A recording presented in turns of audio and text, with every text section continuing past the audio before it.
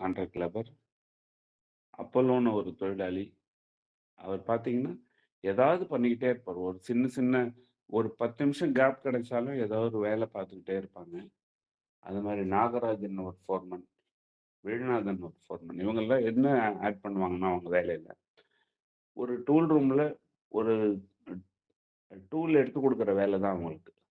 யாராவது ஏதாவது கேட்டாங்கன்னா, டூல்ஸ் எடுத்து குடுக்கணும். மத்த நேரம் அவங்க ஐட்ல உட்காந்துருக்கலாம்.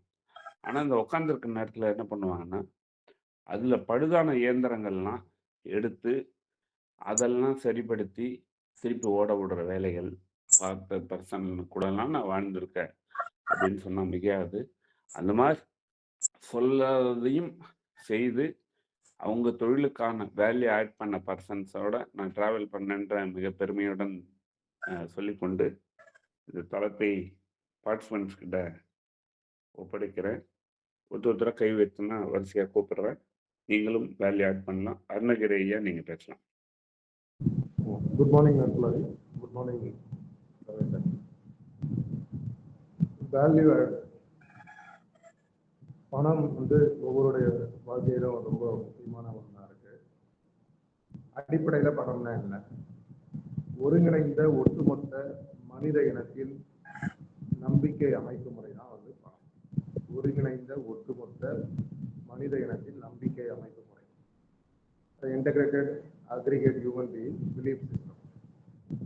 ஸோ பணம் வந்து மணி, நாணயம், கரன்சி சொல்லுவோம். நாணயம்ன்றது வந்து ஒருங்கிணைந்த தேசிய மதிப்பீட்டு அமைப்பு முறைக்கு தான் வந்து நாணயம். இதில் பணத்தினால தான் வந்து ஒரு நாட்டோட டாலரில் சம்பாதிக்கணும், டாலர் மதிப்பு கூடிடுச்சு, இல்லை வரி வந்து 50% அதிகப்படுத்திட்டாங்க, அதனால வந்து எவ்வளோ ப்ராப்ளம்ஸ் வருது. ஹியூமனுடைய இன்வென்ஷன்லேயே ஒரு யூனிக் இன்வென்ஷன் வந்து இந்த பணம்.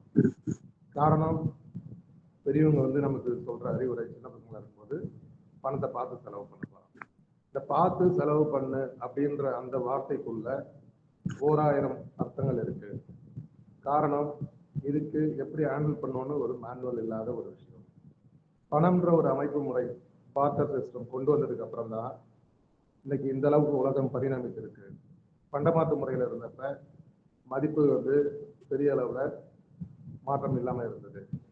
இந்த பணம் தான் வந்து, பணம் என்பது அடிப்படையில் அச்சடிக்கப்பட்ட நம்பிக்கை அமைப்பு முறை.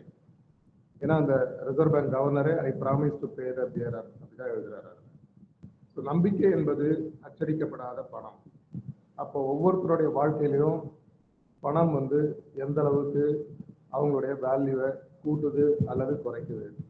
நல்லவரானாலும் இல்லாதவரை நாடு மதிக்காது, அரசர் முதல் ஆண்டி வரை ஆசைப்படும் பணம்.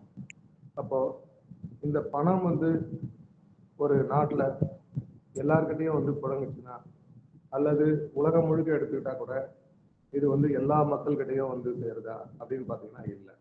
ஸோ அப்போ அடிப்படையில் வேலஸ் பி பேட்டில் அப்படின்னு ஒரு அமெரிக்கா ஆத்தர், பணம் getting richness is a scientific அப்படின்னு சொல்றாரு. காரணம், பணம்ன்றது வந்து ஒரு ஆற்றல்.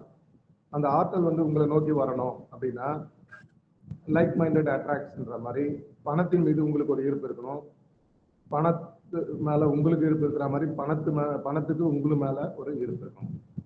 அப்போ எப்போ வந்து ஒரு அஃபினிட்டி அல்லது ஒரு லவ் பணத்து மேல ஏற்படுதோ, அந்த ரெண்டு ஃப்ரீக்வன்சி மேட்ச் ஆகுதோ, அவங்க தான் அட்ராக்ட் ஆகுது. அதனாலதான் சூப்பர் ரிச்லாம் வந்து ரொம்ப ரேரா தான் இருக்காங்க.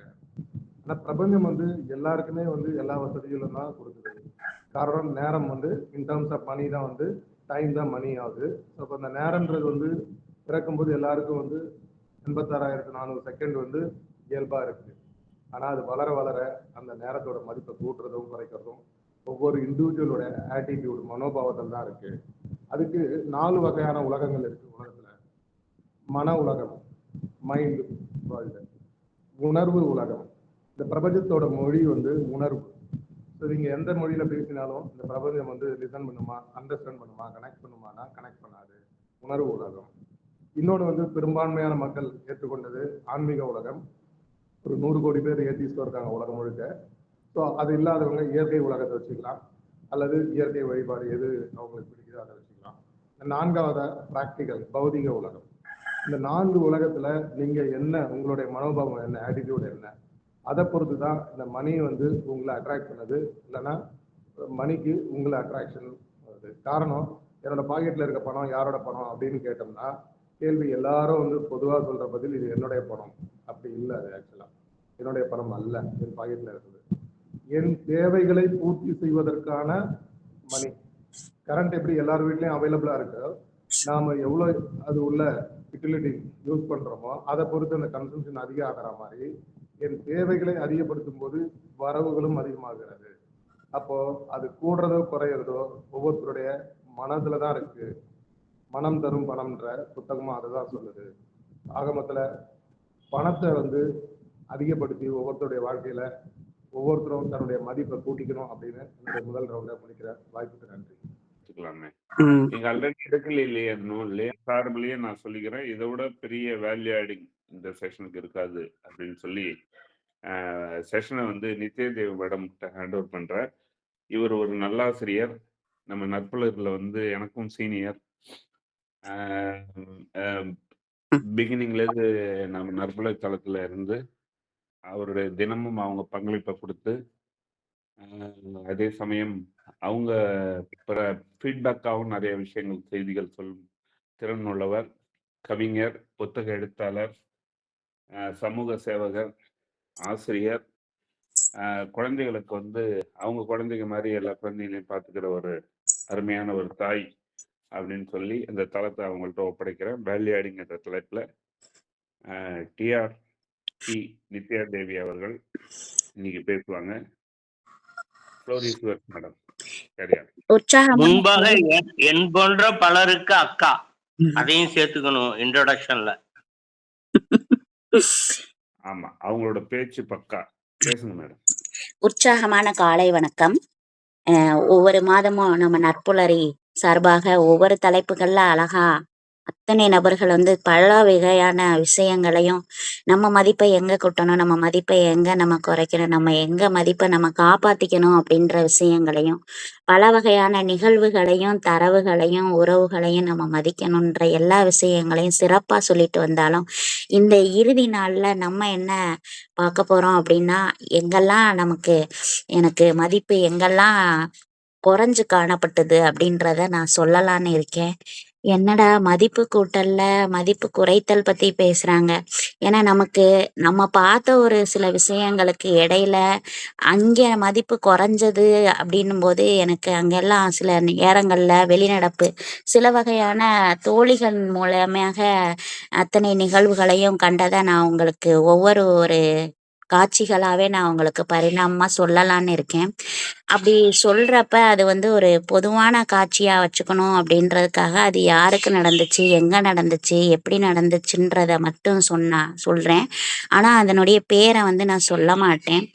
ஏன்னா நமக்கு அது ரொம்ப மிக வருத்தமான விஷயங்கள்னும் போது அந்த மதிப்பை அங்க குறைக்கிற இடத்துல நான் அவங்களோட பேரை சொன்னா அது சரியா வராதுன்றனால XYZ மாதிரி தான் நான் சொல்ல போறேன். பொதுவா வந்து அப்பா வந்து மிகப்பெரிய மதிப்பு, அதுக்கு அம்மா வந்து உறுதுணையான ஒரு மதிப்பு அப்படின்னு நான் சொல்லணும். ஏன்னா வாழ்க்கையில அவங்க இல்லாம எதுவுமே கிடையாது, நம்மளுடைய உடல் கூட கிடையாது. ஏன்னா பயாலஜிக்கலா நமக்கு அது உண்மைதான். அப்படின்னும் போது எங்க அப்பா கூட கைகோர்த்த நாட்கள் நிறைய. அவரு நிறைய நண்பர்களையும் நிறைய உறவுகளையும் நிறைய தரவுகளையும் சம்பாரிச்சாரு வாழ்க்கையில. அப்படிப்பட்ட வாழ்க்கையில சூழ்நிலை கல்வி ரொம்ப ஒரு மனிதனுக்கு முக்கியம். அப்படி ஒரு சூழ்நிலை கல்வி ஏன் முக்கியம் அப்படின்னும் போது, நீங்க பிள்ளைங்களுக்கு எல்லாருக்கும் தகப்பனா ஒரு தாத்தாவா ஒரு சில நபர்களா நண்பர்களா நீங்க படின்னு அவங்கள சொல்லாம நீங்க என்ன பண்ணணும் அப்படின்றத நான் சொல்றேன். அந்த இடத்துல உங்களுக்கு மதிப்பு கூடும். ஒரு குழந்தை பிறந்துருச்சு அப்படின்னு சொன்னா அந்த குழந்தைய தூக்கிக்கிட்டு ஆடிக்கிட்டு பாடிக்கிட்டு கொண்டாடும். அதே குழந்தை நடந்துடுச்சு, பள்ளிக்கு போயிருச்சு அப்படின்றக்காக அதை உட்கார வச்சு ஏ எழுது, பி எழுது, சி எழுதுன்னுக்கிட்டு ABCD உங்க அப்பேந்தாடி வந்தாவாடி வராட்டி போடின்னு அதுவும் யோசிக்கும். நீங்களும் அதே பாட்டுக்கு ஆடுற மாதிரி இருக்கும். அதை என்ன செய்யணும், உங்க கையில அழகா பிடிச்சுக்கிட்டு நீங்க காலை நேரமும், மாலை நேரமும் ஒரு வாக்கிங் போகணும்.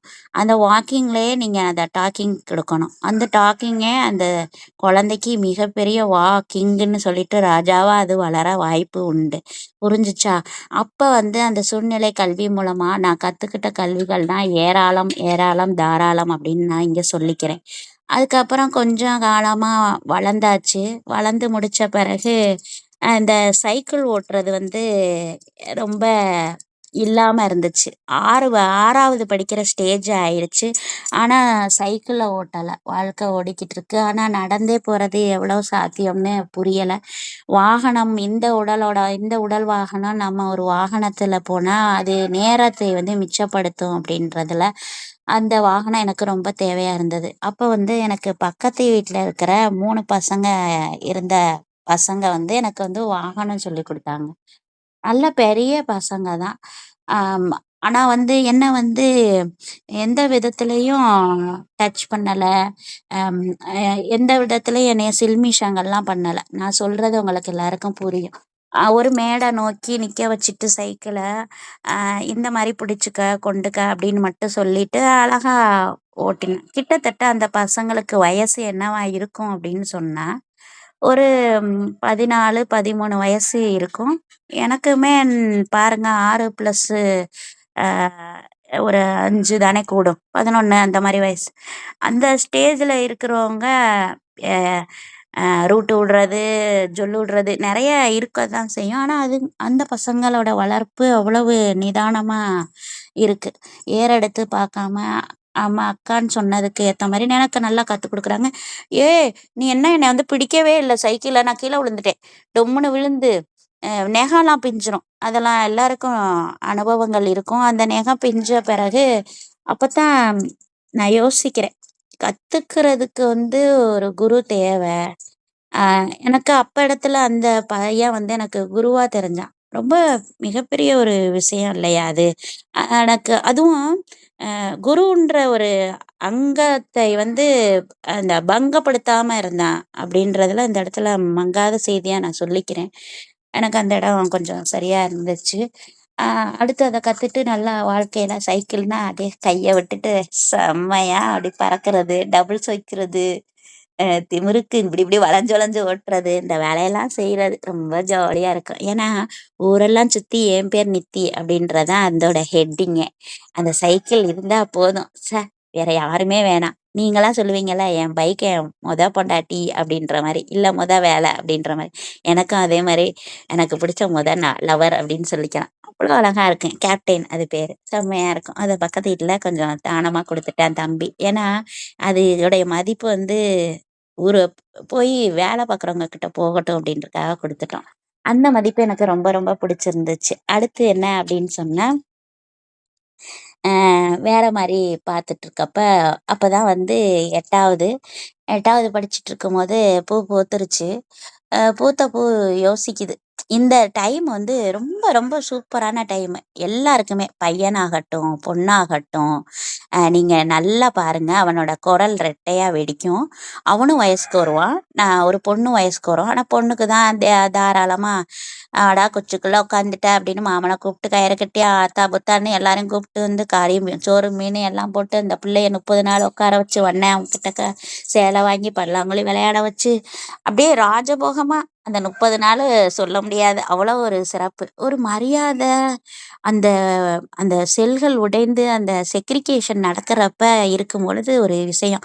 பாட்டி வந்து காதுல சொல்றா, "இனி யாரையும் நீ ஏறெடுத்து பார்க்கக்கூடாது. சும்மா சும்மா அங்கேயும் இங்கேயும் பசங்க கிட்ட நின்னு பேசக்கூடாது. 6 மணி ஆயிடுச்சுன்னா உள்ள ஓடி வந்துரணும் வீட்டுக்குள்ள." அப்படி இப்படின்னு. ஆனா எனக்கு எந்த ஒரு இதுவுமே தெரியல. ஆனாலும் எதிர்த்தாப்புல இருக்கிற அண்ணாலாம் வேற மாரி தெரியிறாங்க. வாலிப வயசு அப்படின்னு சொல்றது தான் இதனுடைய தலைப்பு. இந்த மாரி ஊடே அப்படி போறப்ப, அப்படியே அப்புறம் கொஞ்ச நாளுக்கு அப்புறம் அதெல்லாம் மாறிடுது. அப்பா வந்து ஃப்ரீடம் ஆஃப் நமக்கு பழகுறதுக்கு வாய்ப்பு குடுக்குறாரு. அதனால எனக்கு எதுவுமே தெரியல. அச்சம், மடம், நாணம், பயிர்ப்புன்றாங்களே, அதுல என்ன ஏதுன்னே தெரியல. அதுக்கு அர்த்தம் என்னான்னு தெரியல அப்படி. அந்த மாதிரி விஷயங்களுக்கு இடையில ஓடுது. அப்ப வந்து யோசிக்கிறேன். ஆஹா! நம்ம வந்து ரொம்ப கரெக்ட்டா இருக்கணும். ஆனா இந்த டைம்ல நம்ம என்ன பண்ணணும்னா, நமக்கு என்னென்னமோ மனசுக்குள்ளலாம் ஓடுது. இந்த டைம வேற மாரி நம்ம மடைமாற்றணும் அப்படின்னு அப்பாட்ட போய் சொல்றேன். அப்பாகிட்ட இப்படியே தான் சொல்றேன். "அப்படியா? அது ஒரு பிரச்சனை இல்லையே!" அப்படின்னு அப்பா என்ன பண்றாரு, மெமரி கிளாஸு, ஹிந்தி கிளாஸு.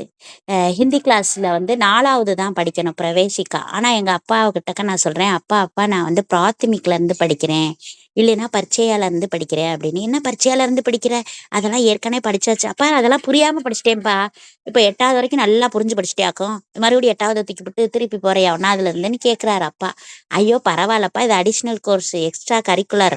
கரிக்குலர்ன்னும்போது நம்ம கொஞ்சம் ஜிரிக்கணும் கறிக்குழம்பு. அதனால கொஞ்சம் வேற மாரி பண்ணுவோமேப்பா அப்படின்னு சொன்னேன். சரி உன்னைய சேர்த்து விட்டுறேன். சின்ன கிளாஸ்ல இருந்தே படிச்சுக்கோ அப்படின்ட்டு அந்த பிரவேசிக்கா இருக்கிற வரைக்கும் சர்டிஃபிகேட் தூக்கி ஒளிச்சு வச்சுட்டேன். அதுல வந்து பி. நித்யா தேவி தான் இருக்கும். கேஆர்பி நித்யா தேவி இருக்காது. ஏன்னா இது நியூமராலஜி படி வச்சா இது மதிப்பு நல்லா இருக்கும். சீக்கிரமா வேலைக்கு போவா. நல்லா இருப்பா. உலக லெவல்ல எல்லார்கிட்டயும் பெரிய புகழ் அடையும். நல்லாருக்கும். உடம்பு வேற வீக்கா இருந்துச்சுனால, அந்த நம்பர்ஸ் எல்லாம் கவுண்டிங் பண்ணுவாங்க. அந்த நியூமராலஜில. அதனால அந்த மாரி பேர் வச்சுட்டாங்க. இந்த செக்ரிகேஷன் நடக்கும்போது, ஒரு ஆணாகட்டும், ஒரு பொண்ணாகட்டும், அந்த டைம்ல நீங்க வந்து மடைமாற்றத்திற்காக சில வகுப்புகளும் சேர்த்து விட்ற அப்பதான் வந்து எனக்கு ஹிந்தி கிளாஸு. அதுக்கப்புறம் மேத்ஸ் கிளாஸ்ல மெமரி கிளாஸு. இந்த மெமரி கிளாஸ்ல என்ன செய்யணும்னா, நம்பர இப்படி பார்த்தோனே கட கட கட கட கடன்னு மனப்பாடம் பண்ணிருவேன். அதாவது வேத கணிதம்னு சொல்லுவாங்க. அந்த வேத கணிதம். அது பார்த்தா 1 மணி நேரத்துக்கு 5000ங்க. 1 மணி நேரத்துக்கு 5000ன்றது 1996கள்ல ரொம்ப பெரிய விஷயம். இத வந்து எந்த அப்பனும் செய்ய மாட்டான். அட பாவி! பிள்ளைய சொத்தழிச்சு படிக்க வைப்ப போல. ஏன்னா கல்வி மிகப்பெரிய சொத்து அப்படின்றத ஒரு டைட்டிலுக்கு தான் இது ஓடிக்கிட்டு இருக்கு. இந்த வாலிப வயச வந்து எப்படி நம்ம ரிட்டர்ன் பண்ணி கொண்டு போறதுக்காக இந்த வாய்ப்பு எனக்கு அப்படியே ஓடிக்கிட்டே இருக்குது.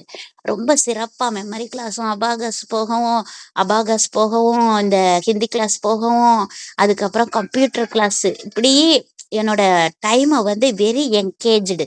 எ இதுல எனக்கு ஒரு இது இஷ்டம் என்னன்னா, லவ் மேரேஜ் பண்ணிறக்கூடாது.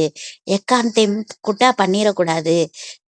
ஏன்னா அந்த அந்த ஃபர்ஸ்ட்டு அந்த அது பாக்குது. பாக்குறதெல்லாம் அதுக்கு இந்த லவ்வா தான் தேடிது அந்த மாரி ஒரு விஷயங்கள். அப்ப நம்ம அத மாத்திரணும் அப்படின்றதுக்காக, குதிரைக்கு கடிவாளம் போட்ட மாதிரி என்ன படிக்கணும்? ஏது படிக்கணும்னே தெரியல. இப்ப 10Xன்னு சொல்லிட்டு ஒரு புக்கு எல்லாருமே சொல்லிக்கிட்டு இருக்காங்க. நம்ம 1 மடங்கு வேலைய 10 மடங்கு பார்த்தா எந்த அளவுக்கு இருக்கும்?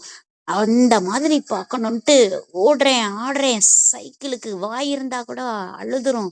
சொல்லி அழுகும் அப்படின்ற மாதிரி. ஏன்னா எங்கெல்லாம் போறேனோ, அங்கெல்லாம் எனக்கு சாப்பாடு வரும். 4 மணிக்கு எந்திரிப்பேன். 4 மணிக்கு வந்து மெடிடேஷன் கிளாஸ்.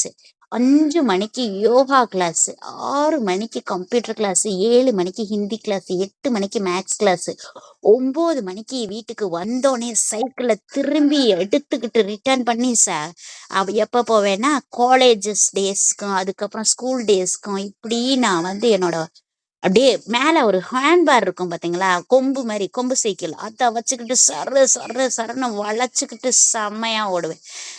செம்ம ஒரு வாழ்க்கை. இந்த மாரி ஒரு வாழ்க்கை ஓடிட்டே இருந்தது. இதனால எனக்கு ஒரு பிரச்சனை என்ன வந்துச்சுன்னு சொன்னா, நான் வந்து மீனாட்சி காலேஜ்ல படிக்கும்போது, அங்கருந்து காலேஜ் விட்டு வேகமா ஓடி வந்த பிறகே நான் வந்து மெடிடேஷன் கிளாஸ்க்கு போவேன். அதாவது வந்த சோடுலயே 6 மணிக்கு ஆன்னு வந்து கூட உட்காராம, ஆவனான்னு கூட இல்லாம ஈன்னு இழுச்சுக்கிட்டு கிடுகிடுன்னு ஓடி போயிருவேன். அதனால ஊன்னு உட்காந்துட்டேன். ஒரு 2 பேப்பர் எழுத முடியாத தருணங்கள்ல பரீட்சைய டீல் பண்ணேன். ஏன்னா எனி டைம் எழுதிக்கிட்டே இருப்பேன். இன்னைக்கு இருக்க டெக்னாலஜியோட மதிப்பு அன்னைக்கு இல்லாதத, அத மதிப்பு இல்லாததுன்னு நெனச்சு வருத்தப்படுறேன். ஏன்னா இன்னைக்கு டாக் ஃபைல்ல போட்டுக்கிறோம், இன்னைக்கு வேர்ட் ஃபைல்ல போட்டுக்கிறோம், அன்னைக்கு காப்பி பண்ணி இழுத்து வச்சுக்கிறோம், இல்ல ஒரு ஃபோட்டோ எடுத்து வாட்ஸ்அப் மெசஞ்சர்ல குடுத்துக்கிறோம். ஆனா அன்னைக்கு இந்த இது ரொம்ப கஷ்டப்படுத்திருச்சு என்னைய. அப்படி ஒரு விஷயம் நடந்துச்சு. நடக்கவும் எனக்கு அந்த முடியாதனால நான் செர்விக்கல் காலர் போட்டிருந்தேன். பொதுவாவே வந்து நான் 8த் ஸ்டாண்டர்ட்ல இருந்தே நான் வந்து டியூஷன் எடுத்துக்கிட்டே இருப்போம். எங்க வீட்ல வந்து நானு, எங்க அப்பா, என் தம்பி, என் தங்கச்சி, அ அம்மா 5 பேர் தான். 5 பேருமே வந்து 5 பாடங்கள் தானே 5 விரல் மாரி வச்சிருக்கேன். Tamil, English, maths, science, social science. இந்த இதுல எல்லாருமே அழகா உட்காந்து ஆனா எங்க டியூஷன்ல வந்து ஃபீஸ் என்னன்னா ரூ. 10 தான்.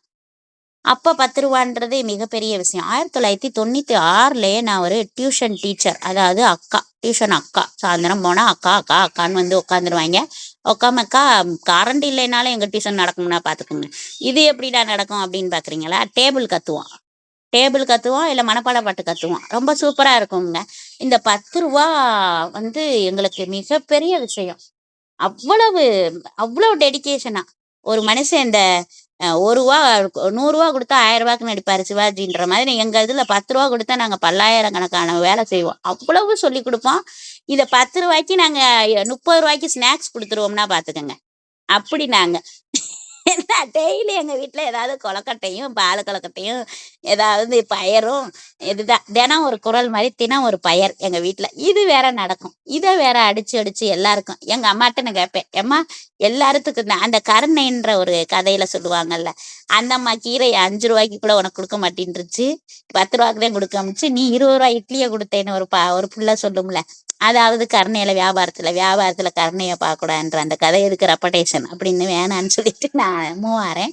அடுத்த விஷயம் என்ன அப்படின்னா, ஒரு 10 நிமிடங்கள் அவங்களுக்கு நான் முடிச்சு கொடுக்குறேன் செஷனை. என்ன அப்படின்னு சொன்னா, மிகப்பெரிய ஒரு ஹடில்ஸ் இது ஒரு சிலரோட வாழ்க்கையில நடந்தது. அவங்க வந்து எம்ஃபில் படிச்சுட்டு இருக்கிறாங்க. எம்ஃபிலோடைய தீசிஸ் சப்மிட் பண்ணணும். அந்த ஒரு மாதிரி ஒரு ப்ளூ கலர் ஒரு டாப், ஒரு ரோஸ் கலரு பேண்ட், அதாவது லைட் கலர் ரெண்டுமே. அதுல அந்த இதுகாரும் அந்த குழந்தை வந்து மடிச்சு கட்டின அந்த தலையை மடிச்சுதான் கட்டிட்டு போகும் அந்த குழந்தை. அந்த பொண்ணு வந்து அந்த ஹேர் எல்லாம் ஃப்ரீயா விட்டு நதியாவை யோசிச்சுக்கங்க. நதியாவை நடிகை நதியாவை பாலினிலாவையில இருக்கும்ல, அந்த மாதிரி ஒரு சூப்பர் ஹேர் ஸ்டைலு. அது அழகா போகும். முத தடவை அந்த கம்ப்யூட்டர் சாரு வந்து அந்த பொண்ணை வந்து டீல் பண்ணது வந்து கொஞ்சம் கஷ்டமா இருந்துச்சு. பக்கத்துல இருந்து பார்க்க வேண்டிய கஷ்டங்கள்ல அழுக கூட வந்துச்சு. அந்த மவுஸை வந்து அந்த பொண்ணு பிடிக்கிறப்ப அவர் கைய அந்த பொண்ணு மேல, அந்த கை மேலேயே வைக்கிறாரு. ஆனா இது வரைக்கும் அவரு தொட்டது வந்து ஒரு குழந்தைய தொட்ட மாதிரி இருந்துச்சு அந்த ஃபீலிங்னு அந்த பொண்ணு சொல்லுச்சு. ஆனா அந்த கைய தொடுறப்ப அந்த பொண்ணுடைய அந்த குமரி தன்மையை தொட்ட மாதிரி இருந்துச்சு.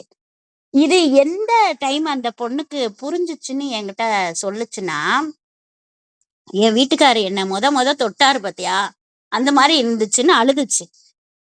ஐயோ இதுக்கு போய் ஏன் அழுற அப்படின்னு.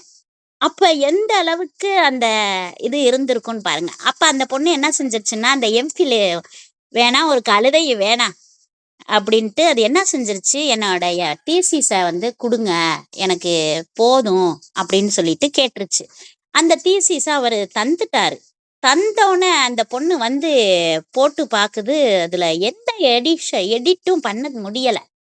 என்னடா கருமம் இது, எடிட்டே பண்ண முடியல, எப்படிடா தீசிஸை சப்மிட் பண்றது, வைவானேடா, அதுதான் வைவாவா அப்படின்ட்டு இது யோசிச்சுக்கிட்டு கிடக்கு. இருந்தாலும் ஹார்லிக்ஸ் பூஸ்டா மாறுவோம்டா அப்படின்ட்டு அது கிளம்பி ரீட் ஒன்லி மெமரியில இருக்கு அப்படின்றத கண்டுபிடிச்சிருச்சு. ரீட் ஒன்லி மெமரியில இருக்கே, அந்த இடத்துல அந்த டீச்சரோட மதிப்பு சுக்குநூறா உடஞ்சிச்சு அந்த பொண்ணுக்கு. இவ்வளவு ஒரு கவலையா இருந்துச்சு. இது வரைக்கும் அவர்கிட்ட கத்துக்கிட்ட அத்தனையுமே எனக்கு வேணாண்டா அப்படின்ற மாதிரி எனக்கு தோணுச்சு அப்படின்னு அந்த புள்ள சொல்லி அழுதுச்சு. அடுத்து திருப்பி என்ன செஞ்சு அந்த பொண்ணு போனோடனே அங்க அவங்க தம்பியோட ஃப்ரெண்டு ஒருத்தர் இருந்திருக்காரு. அவர்கிட்டக்க போய் நீ ரீட் ஒன்லி மெமரியில இருக்கு நான் என்ன பண்ணேன் அப்படின்னா, அந்த தம்பிய அவ்வளோ அழகா அந்த பிள்ளைக்கு டைப்பிங் எல்லாம் சொல்லி கொடுக்குறானா. சொல்லி கொடுத்து அந்த பொண்ணு எல்லாத்தையும் பண்ணிட்டு தீசி சப்மிட் பண்ணி எம்ஃபில் வாங்கிருச்சு அப்படின்ற அந்த கதை ஒண்ணு. அடுத்து வந்து என்னோட வாழ்க்கையில ஒரு ஆசிரியரோட மதிப்பு குறைஞ்சதை நான் உங்களுக்கு சொல்லியே ஆகணும். ஏன்னா ஒரு ஆசிரியரோட மதிப்பு எந்த இடத்துலையும் குறைஞ்சிடக்கூடாது. ஏன்னா ஆசிரியர் அப்படின்றது மிகப்பெரிய ஒரு விஷயம்னு எல்லாரும் பார்த்துட்டு இருக்கிறோம். அப்படின்றப்ப இந்த ஆசிரியர் என்ன செஞ்சாங்கன்னா, நான் வந்து ஹிந்தி டீச்சர், எனக்கு ஹிந்தி சொல்லி கொடுத்த டீச்சரை நான் வந்து கஷ்டப்படுத்தி நான் இங்க பேசல. கடைசி வரைக்கும் நான் அவங்கள தெய்வமா தான் யோசிக்கிறேன். அந்த இடத்துல மரியாதை அந்த இடத்துல குறைஞ்சதை மட்டும் சொல்றேன். அது எப்படி அப்படின்னா எல்லாமே சொல்லிக் கொடுப்பேன். இப்ப நான் வந்து என்ன பண்ணேன்னா 7 பாடம் படிச்சுட்டேன். நான் பிரவீன் உத்தரார்த்து படிக்கிறதுக்கு முன்னாடி பிரவீன் பூர்வார்த்துல இருக்கிறேன். 7வது பாடத்துல இருக்கேன். இந்த 7வது பாடத்துல ஏன்னா நான் வந்து ஆரம்பத்துல இருந்தே திருப்பி படிச்சுட்டேன்ல 8வதுல. இப்ப பரீட்சையில இருந்து திருப்பி படிச்சதுனால இந்த 7வது வர்றப்ப நான் வெரி வெல் ஸ்டஃப்டு. அதாவது நான் ஒரு 2 பாடம் நடத்தினா போதும். மத்தியமா ராஷ்டிரபாஷா மட்டும் நடத்தினாவே மொத்த 8 பாடம் இல்ல 8 உலகத்தையும் ஆண்டறலாம். அந்த அளவுக்கு வெரி வொக்காபுலரியா கரெக்ட் ஃபார்மேட்ல உட்காந்து நடத்தின ஆளு. அப்படி இருக்கிறனால என்னோட டியூஷன்ல 50 பேர் இருப்பாங்க அந்த டீச்சரோட டியூஷன்ல. இந்த 50 பேருக்கும் நான் 49 பேருக்கு நான் நடத்துவேன். அந்த ஃபீஸ் எல்லாம் அவங்க வாங்கிக்குவாங்க. எனக்கு மட்டும் அவங்க நடத்துவாங்க. எனக்கும் அவங்க ஃபீஸ் வாங்கிக்குவாங்க. இதை நான் குறையா சொல்லல. எதை நான் குறையா சொல்ல போறேன் அப்படின்னு சொன்னா, இவங்க என்ன பண்ணுனாங்கன்னா ஊருக்கு போறேன்னு என்கிட்ட சொன்னாங்க. ஊரை விட்டு போறேன்னு என்கிட்ட சொல்லல. ஊருக்கு போறேன்ப்பா நீ பாத்துக்க அப்படின்னு சொல்லிட்டு இன்னொரு கிட்டக்க டிரான்ஸ்ஃபர் பண்ணிட்டாங்க எங்க டியூஷன் பிள்ளைங்களேனா. இவங்க ஊருக்கு தானே போறாங்க அப்படின்றதுக்காக நான் வந்து எங்க அப்பா கிட்ட அர்ஜு பண்ணி எனக்கிட்ட ஃபீஸ் கேட்டாங்க. நான் அப்ப 8000மோ 9000மோ எங்க அப்பா கிட்ட அர்ஜு பண்ணி கோர்ஸ் ஃபீஸை ஃபுல்லாவே நான் கொடுத்தேன். ஆனா அவங்க ஊருக்கு போகல, ஊரை விட்டே போயிட்டாங்க அப்படின்றது எனக்கு அப்புறமா தான் தெரிஞ்சிச்சு. எல்லாருக்கும் நான் பாடம் நடத்தினால எங்க டீச்சர் எனக்கு ஊருக்கு போறேன்னு சொன்னாங்க, ஊரை விட்டு போறேன்னு சொல்லலைன்றது எனக்கு ரொம்ப வருத்தமா இருந்துச்சு. மறுபடியும் 2 தடவை எனக்கு லெட்டர் கூட போட்டாங்க. ஆனா நான் லெட்டருக்கு என்னால பதில் எழுதிக்க என்னால முடியல அப்படின்ற வருத்தத்தை நான் இங்க தெரிவிச்சுக்கிறேன். அடுத்து திருப்பி பொதுவாவே வந்து ஒரு ஒரு விஷயத்த கத்துக்கிறதுக்காக நம்ம உடம்ப அடமானம் வைக்கணுமா அப்படின்றது எனக்கு சரியான வழிமுறையா தெரியல. ஏன்னா பிஹெச்டி பண்றதுக்காக எல்லாமே ப்ராசஸ் எல்லாம் முடிஞ்சிருச்சு. முடிஞ்சு எல்லா வேலையும் முடிஞ்ச பிறகு ஒரு டாக்டரா நம்ம பரிணமிக்கணும் அப்படின்றப்ப ஒரு நாள் நீ சாயந்தரம் வீட்டுக்கு வந்தாதான் சரியா வரும் அப்படின்னு அந்த ப்ரொஃபஸர் சொன்ன நினைவுகள் வந்து என்னை ரொம்ப கலங்கப்படுத்திட்டு இருந்துச்சு. டாக்டரே ஆக வேணாம், டீச்சராகவே இருந்தா போதும் அப்படின்னு தான் நான் டீச்சர் ஜாபுக்கே கிளம்புனேன். ஏன்னா நான் டாக்டர் ஆகணும் அப்படின்ற ஒரு விஷயம் எனக்கு சின்ன வயசுல இருந்து. இப்ப கூட நம்ம தூக்கி போட்டுட்டு டக்குன்னு நீட்டா எழுதுனா டக்குன்னு ஓட போறோம். ஆனா வேண்டாம்ன்ற ஒரு விஷயத்துக்காக நீ ஜென்ரேஷன் பார்க்கணும், நம்மளே வளர்ச்சி அடைஞ்சிட்டு இருக்கக்கூடாதுன்றக்காக தான் போயிட்டே இருக்கு.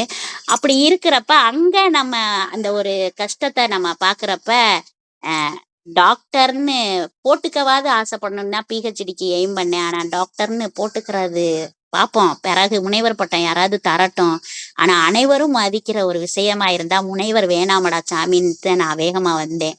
ஏன்னா நான் அந்நியரா இருக்க விரும்பல, அனைவருக்கும் அந்நியரா இருக்கணும்னு நினைக்கிறேன். ஏன்னா அண்ணன் தம்பி தங்கச்சிக்கு நம்ம ஒரு அந்நியா இருந்தா அம்மா மாதிரி அப்படின்னு சொல்லுவாங்க. அந்த ஒரு விஷயத்துல நான் மூவாயி வந்தேன். அடுத்து வந்து இது கொஞ்சம் பகிரங்கமான விஷயமா இருந்துச்சு. இதை எப்படி நம்ம பொது தளத்துல சொல்லணும்னாலும் அந்த ஒரு குழந்தைக்கு நடந்த விஷயங்களை சொல்லித்தான் ஆகணும். என்ன பாலியல் வன்கொடுமை மாதிரி நிகழ்ச்சி போகுது அப்படின்னு சொன்னாலும் எங்கெல்லாம் மதிப்பு குறைஞ்சிருக்குன்ற விஷயத்த நீங்க பாத்துக்கோங்க. ஏன்னா நான் இங்க குறைஞ்சிச்சு, இங்க கூடுச்சு, இங்க ஏறுச்சு, இங்க உக்காந்துச்சு, இங்க நடந்துச்சுன்னு நான் அந்த மதிப்பை போட்டு ரொம்ப கஷ்டப்படுத்தலை. ஏன்னா மதியாத தலைவாசல் மிதியாதேன்னே சொல்லியிருக்காங்க. ஆனாலும் மானங்கெட்டு போன குடும்பங்களும் தான் இருந்துச்சு. ஏன்னா நம்ம உறவு முக்கியம்டா அப்படின்னு கடைக்குட்டி சிங்கத்துல பார்த்தாலும் சரி, மாயாண்டி குடும்பத்தார்ல பார்த்தாலும் சரி, வீராயி மக்கள்ல பார்த்தாலும் சரி, இப்படி பல வகையான படங்கள்ல காட்டினாலும் சரி, நாட்டாம மைண்டிட்டுன்னு சொன்னா கூட பைண்டிட்டுன்னு கூட்டு கைண்டிட்டுன்னு சொல்லி கொடுத்த விளக்க அழகா எரிக்கணும், சொல்லி வச்சுட்டா போதுமான்னு சொல்லிட்டு குஷ்புவும் மீனாவும் பேசின டைலாக்கா பேசிட்டாலும் போதுல, இல்ல படையப்பாவை பார்த்தாலும் சரி, பல வகையான திரைப்படங்கள்ல ஓட்டினாலும் சரி, இல்ல நேத்து அனுப்புன ரமேஷ் ஐயாவுடைய அந்த படங்களை பார்த்தாலும் சரி, அதனுடைய விமர்சனங்களை கண்டாலும் சரின்னு இப்படியாக ஊடே செல்லும் பொழுது இந்த விஷயம் ரொம்ப கஷ்டமா இருந்துச்சு. அந்த பாப்பா வந்து பொதுவா வந்து ட்ரெஸ்ஸுக்கு வந்து மேல அதாவது உள்ள இன்னர் போட்டு வளர்க்கணும் அப்படின்னு ஒரு சின்ன பிள்ளைக்கு கொஞ்சம் வயசான பிறகு அப்படின்னு ஒரு 7வது 6வது படிக்கும் போது ஜிம்மிஸ், நைட்டி, பெட்டிக்கோட் அப்படின்ற அந்த விஷயங்கள்லாம் நாங்க மெதுவா ஜோக் அடிச்சுக்கிடுவோம். நேரு போடாத கோட்டு பெட்டிக்கோட் அப்படின்னா நம்ம விளையாண்டதெல்லாம் உண்டு. ஏன் செடி பச்சையா இருக்குன்னா பச்சை தண்ணி ஊத்துறோம். இந்த மாதிரி விஷயங்களுக்கு இடையில அந்த பொண்ணு யோகா கிளாஸ் போகும். யோகா கிளாஸ் போகும்போது அது நம்ம வந்து அந்த உள்ளரங்கங்கள்லாம் போட்டு வளர்க்கணுன்ற அந்த ஒரு கட்டத்துக்காக இது சொல்லப்படுதே தவிர வேற எந்த ஒரு நோக்குக்காகவும் அந்த பாப்பா வந்து இந்த யோகா வாத்தியார் வந்து அர்ஜு பண்றாரு. ஏன்னா இந்த பாப்பா பின்னாடி வந்து அந்த அந்த பெட்டிக்கோட்டை எடுத்து அந்த டை பண்ணி அந்த ஊக்கு மட்டும்தான் குத்தும். அன்னைக்கு அந்த ஊக்க குத்துறதுக்கு அந்த வாத்தியார் விடல. இந்த பாப்பா sir please sir 1 minute sir please sir kindly request சார்ன்னு சொல்லுது. ஆனா அவர் விடவே இல்லை. பட் ஆனா அந்த பொண்ணு வந்து பொண்ணுல பொண்ணு வந்து எப்படியும் மானத்தை காப்பாத்திருவா அப்படின்றதுல உறுதியா இருப்பா. அது எந்த இடத்துல இருந்தாலும் சரி புயலா கூட புறப்படுவா. அந்த பொண்ணு என்ன செஞ்சா கரெக்டா பின்ன குத்திட்டா. பின்ன கரெக்டா குத்திட்டு போயிட்டு அழகா நம்ம வந்து ஃபர்ஸ்ட் எடுத்தோடனே சூரிய நமஸ்காரம் தான் பண்ணணும். அதெல்லாம் பண்ணி முடிச்சுட்டு ஃபர்ஸ்ட் குரு நமஸ்காரம் இந்த விஷயங்கள்லாம். இன்னைக்கு கூட அந்த பொண்ணு அந்த குருவை பார்த்தா அந்த ஸ்பார்க் அந்த நிகழ்வு தான் வருது. ஏன்னா குனிஞ்சா நமக்கு காட்சி கிடைக்கும், இல்ல நமக்கு மாச்சி போகும் அப்படின்றத இந்த இடத்துல மாச்சி அவருக்கு போச்சு அப்படின்றத நான் சொல்லிக்கிறேன். ஏன்னா மனசாட்சியே இல்லாத ஒரு நபர்கிட்ட நம்ம கத்துக்கிட்டோம் அப்படின்ற அந்த விஷயத்த அந்த பொண்ணு அழுது உன்னிப்பா ஷேர் பண்ணுச்சு. இந்த மாதிரி விஷயங்களும் ஓடுச்சு. ரயில் பயணங்கள்ல பார்த்தா ஒரு பொண்ணுக்கு நடந்த ஒரு விடயம் அது ரொம்ப வந்து அழுதுச்சு. இந்த இந்த இடத்துல சமுதாயத்தின் மேல இருந்த ஒரு மதிப்பு, அதுலயும் சின்ன வயசுல இருக்க அந்த மெச்சூரா இருக்க ஒரு 20, 25 வயசுகிட்ட இருக்கிற ஒரு மரியாதை, இந்த இந்த நற்புலரிய தவிர நான் வேற இடத்துல நான் வந்து இல்லீகலா தான் பார்த்துட்டு இருக்கிறேன் சொசைட்டில. 40 வயசானாலும் மோகம் குறையல. கஷ்டப்படுத்திட்டு இருக்காங்க நெறைய குழந்தைங்கள. நாம அந்த இடத்துல போய் அந்த பொண்ணு நிக்குது. நின்னுக்கிட்டே இருக்குது. அந்த சுடிதார் ஃபுல்லா ஆயில் மாரி ஒரு பிசின் வந்துகிட்டே இருக்குது. ஆனா என்னன்னே இருட்டுக்குள்ள என்னாத்த தெரியல. இருட்டுக்குள்ள குருட்டு கழுத மாரி அதுக்கும் புரியல, நமக்கும் புரியல அப்படின்ற மாரி அது அந்த விஷயமுமே அந்த பொண்ணு நான் வந்து எங்க வீட்டுக்காரர்கிட்ட கல்யாணம் ஆகி போன ராத்திரியில தான் எனக்கு உணர்ந்தேன் அப்படின்ற அந்த விஷயத்தையும் அது சொல்லி ரொம்ப அழுதுச்சு. அதெல்லாம் ஆறுதலா அதுகளுக்கு சொல்லும் பொழுது இதுல வந்து என்னுடைய இன்னும் ஒரு 3 நிமிஷத்துல முடிச்சிடுறேன். நான் லேட் ஆக்கிட்டே இருக்கேன். அந்த 3 நிமிஷத்துல என்ன சொல்ல போறேன்னா, என்னோட ஏன் வந்து நான் ஃப்ரெண்டுன்னு யாரையுமே ஏத்துக்கல அப்படின்ற ஒரு காரணத்துக்கான ஒரு 2 கதைகள் சொல்ல போறேன். ஒண்ணு வந்து 5ஆம் வகுப்புல வந்து ராமாமிர்தம் அப்படின்ற ஒரு பொண்ணு படிச்சா. அவ படிப்புன்னா அவ்வளவு சரியான செம்ம படிப்பு. அப்படி படிப்பா. அவள வந்து கொஞ்ச நாளுக்கு அப்புறம் காணோம் 5ஆவதுல. ஏன்னா 5ஆவதுல எனக்கு வயித்து வலி ஸ்டார்ட் ஆச்சு. கரெக்டா 5ஆவதுல வயித்து வலி ஸ்டார்ட் ஆனது நான் எப்ப ருதுவானனோ அப்பதான் நின்னுச்சு 8ஆவதுல. 4 வருஷம் நான் ரொம்ப கஷ்டப்பட்டேன். அதே 4 வருஷம் இந்த 2018ல இருந்து 2022 கஷ்டப்பட்டிருக்கேன். 2 மணிலேருந்து 6 மணி வரைக்கும் பிரசவ வலி வரும். அந்த பிரசவ வலி வந்தோனே அதுல வர்ற சொல்லணும்னா துயரம். 4 ஹவர்ஸ் ரொம்ப 4 விஷயம் முக்கியம்னு சொல்லுவாங்க. 4 பேர் முக்கியம்னு சொல்லுவாங்க. 4 விஷயத்த செஞ்சுட்டு போன்னு சொல்லுவாங்க. நான்முகன் நம்மள படைச்சான்னு சொல்லுவாங்க. 4 மிக நிறைய 4 இருக்கும். அந்த 4 தான் 4 நாளா நான் கடத்திக்கிட்டே இருந்தேன். அந்த விஷயத்துல அந்த பொண்ணைய காணாமன்னு சொல்லும்போது ரொம்ப கவலையா இருந்தேன். அந்த பொண்ணு என்ன செஞ்சுட்டாங்கன்னு சொன்னா, பிரெயின் டியூமர் வந்து இறந்து போயிட்டாங்க. எனக்கு ரொம்ப ரொம்ப பக்கபலமா பக்கத்துல உட்கார்ந்த ஒரு நண்பர்ல எனக்கு அப்பதான் வயது புரிந்து நண்பா அப்படின்றத சொல்றதுக்கான வாய்ப்பு கிடைச்சது. ராமாமிர்தம் போனோன்னே எனக்கு எல்லா மிருதங்கமும் வெறும் தங்கமாவே தெரியல. ரொம்ப கஷ்டமா இருந்துச்சு. அது அங்கம் பங்கம் ஆயிடுச்சு அப்படின்றனால அது வேணான்னு சொல்லிட்டு அடுத்ததா வந்து வசந்தி. வசந்தியாவது வந்து வசந்த காலத்தை கொடுத்துருமான்னு சொல்லிட்டு 11ஆவதுல பிடிக்க அந்த பொண்ணு வந்து 105 ரூபா புக்கு கட்டு. அன்னைக்கு வந்து மொத்த புக்கும் வாங்கினா. பிசிக்ஸ் 2 வால்யூம், கெமிஸ்ட்ரி 2 வால்யூம் எல்லாம் வாங்கினா. 105 ரூபா பெருமானம். அந்த பொண்ணு வந்து அடுத்த நாள் காணா. நான் புக்கு வாங்கிட்டு வரலைன்னா உள்ள விட மாட்டேன் டீச்சர் கண்டிப்பா சொல்லிட்டாங்க. அன்னைக்கு இலவச புத்தகம்லாம் எங்களுக்கு அரசு பள்ளியில கொடுக்கல. அரசு பள்ளி பெண்கள் மேல்நிலைப் பள்ளி மேலூர்ல தான் படித்தேன். ஆனா எனக்கு கொடுக்கல. அப்ப நான் அந்த புக்குல வந்து அப்பாட்ட சொல்லிட்டு அப்பா கல்வித்துறையில வேலை பார்ப்பாரு. அதனால அவருக்கு கல்வினா ரொம்ப பிடிக்கும். அவரு வந்து என்ன செஞ்சாரு, எனக்கு 105 ரூபா பெருமானம் புக்கு இன்னொரு செட்டு வேணும்ப்பா. எதுக்குப்பா இன்னொரு செட்டு அப்படின்னு கேட்குறாரு. எனக்கு எங்க வசந்தின்னு ஒரு பொண்ணு இருக்கா, அவளுக்கு நான் கொடுக்கணும். அவ கிளாதரி அப்படின்ற ஊர்ல இருந்து வர்றாப்பா அப்படின்னு சொல்லி நான் சொன்னேன். அப்படியா நான் வந்து குடுப்போம்டா தங்கம் அப்படின்ட்டு 105 ரூபாய்க்கு என்கிட்ட புக்கை வாங்கி எங்க அப்பா என் கையில கொடுத்து கொண்டு போய் நான் புத்தகத்தை கொண்டு போய் கொடுக்கறதுக்காக வசந்தியை தேடி ஓடிக்கிட்டு இருக்கேன். வசந்தி பிணமா வந்து கிடந்தா. அவளை மடியில போட்டுட்டு அழுதுகிட்டே இருந்தேன். ஒரு புத்தகத்தை நம்ம கொடுக்கும்போது புத்தகத்தை நான் படிச்சுட்டு பணமாயிக்கிறேன்னு சொன்னவங்களும் என்னை ஒரு நிமிஷம் இந்த புத்தகத்தை படிச்சோன்னே என்னைய தூக்கிலிடுங்கன்னு சொன்ன வரும். இல்ல உனக்கு யாராவது நீ படிக்காத புத்தகத்தை கொடுத்தாங்கன்னா அவங்க தான் மிகப்பெரிய கடவுள்னு நினைச்சதுண்டும், நான் கடவுளுக்கிட்ட போன வசந்திக்கு நான் புத்தகத்தை போய் 105 ரூபா கொண்டு போய் வச்சேன்ல, அது கொஞ்சம் கஷ்டமா இருந்துச்சு. வேணாம், இன்னி வாழ்க்கையில நண்பனாவது ஃப்ரெண்டாவது எனக்கு வேணவே வேணாம் அப்படின்னு சொல்லிட்டு, இனிமே வந்து உனக்கு புத்தகம் தான் புருஷன், கணக்கு தான் கணவன் அப்படின்னு சொல்லிட்டு ஒரு ஸ்டான்ஸாவை நானே வடிவமைச்சுக்கிட்டு, இந்த ஸ்டான்ஸா வந்து ரொம்ப ரொம்ப பெரிய விஷயம். அப்ப முடிவு பண்ணேன், யாரும் நம்மள வந்து ப்ரொப்போஸ் பண்ணாலும் சரி, நம்ம திரும்பவே கூடாது. நமக்கு புக்கு தான் லுக்கு, இதுதான் நமக்கு மிகப்பெரிய ஒரு ஷைனிங்கை கொடுக்கும் அப்படின்றதுல ரொம்ப உறுதியா அப்படியே மூவ் ஆகி போயிட்டே இருந்தேன். இன்னைக்கும் கூட இன்னைக்கும் பொதுவான தளம் நான் சும்மா சொல்றேன், என்ன விரும்புறவங்க நிறைய பேர் இருக்காங்க. எப்படி எப்படி சொல்றது, இந்த விரும்புறதுன்ற காட்டிலும் நம்மள அடையணும்னு நினைக்கிறவங்கன்னு சொல்லிக்கலாம் அப்படின்றத நான் சொல்றேன்.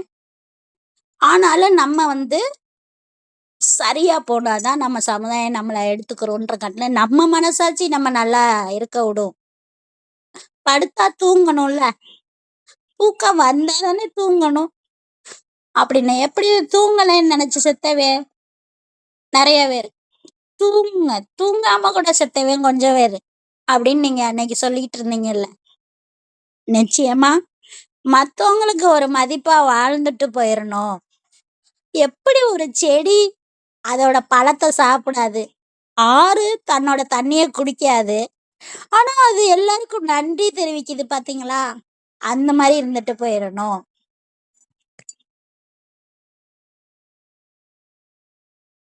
வேறு கொஞ்சம் கஷ்டப்பட்டுட்டு தான் இருக்குது. ஆனா வேறு வந்து ஆணி வேறா சல்லி வேறா எப்படி போகும்னு தெரியாது. ஆனா கண்டிப்பா அந்த மரத்துக்கு அதுதான் அடிநாதம் அப்படின்றது உண்மையான விஷயம். பாத்துக்கங்க, எங்கெல்லாம் மதிப்பு குறைஞ்சிச்சுன்னு பாத்துக்கங்க. எங்கெல்லாம் மதிப்பு வச்சிருந்தோம் அதெல்லாம் யாரும் கெடுத்துக்கிட்டாங்க பாத்துக்கிட்டீங்களா. எங்கெல்லாம் நம்ம வந்து மதிப்பு கொடுக்கணுமோ அங்க கொடுக்கணும். இத்தனை வருட காலத்துல ஒரு லீவ் போடலைல, ஏன் லீவை போட்டுச்சு? 5 நாள் லீவ் போட்டிருக்கேன். இந்த 5 நாளும் என் மனசு பட்டது எனக்கு மட்டும்தான் தெரியும்.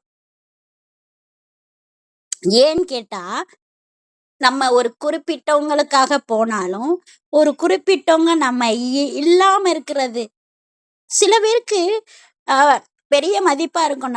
நமக்கு விருது கொடுத்துருக்காங்க, எனக்கு தெரிஞ்சவங்களுக்கு கூட தேசிய விருது கொடுத்துருக்காங்க, அவங்க கூட 9 மணிக்கு பேச போறாங்க. நான் கூட எங்க பாப்பா பேரை வாசிக்கும் போது கூட சொன்னேன், ஒரு பேர் ரேவதின்னு சொன்னோன்னு இன்னொரு பேர் விஜயலட்சுமியான்னு கேட்டேன். அப்போ கூட அந்த எப்படிமா உனக்கு தெரியும்னு கேட்டுச்சு. நான் அன்னைக்கே அவங்கள பார்த்தோன்னே நான் சொல்லிட்டேன் உங்களுக்கு விருது கிடைக்கும்னு. அந்த மாதிரி விஷயங்களுக்கு கூட நம்மளுடைய மதிப்பு தெரியணுமா, நம்ம ஒரு இடத்துல ஆப்ஷன்ஸா இருக்கணும். இல்ல நம்ம மதிப்பை புரிய வைக்கிறதுக்காக அந்த இடத்துல போய் பிரசன்ஸா இருக்கணும். ரமேஷ் ஐயா என்னோட நிகழ்ச்சிக்கு வரலன்னு எவ்வளவு நீங்க வருத்தப்பட்டிருந்தாலும் சரி, உங்களுடைய மைண்ட் அங்க பிரசன்ஸா இருந்துச்சு.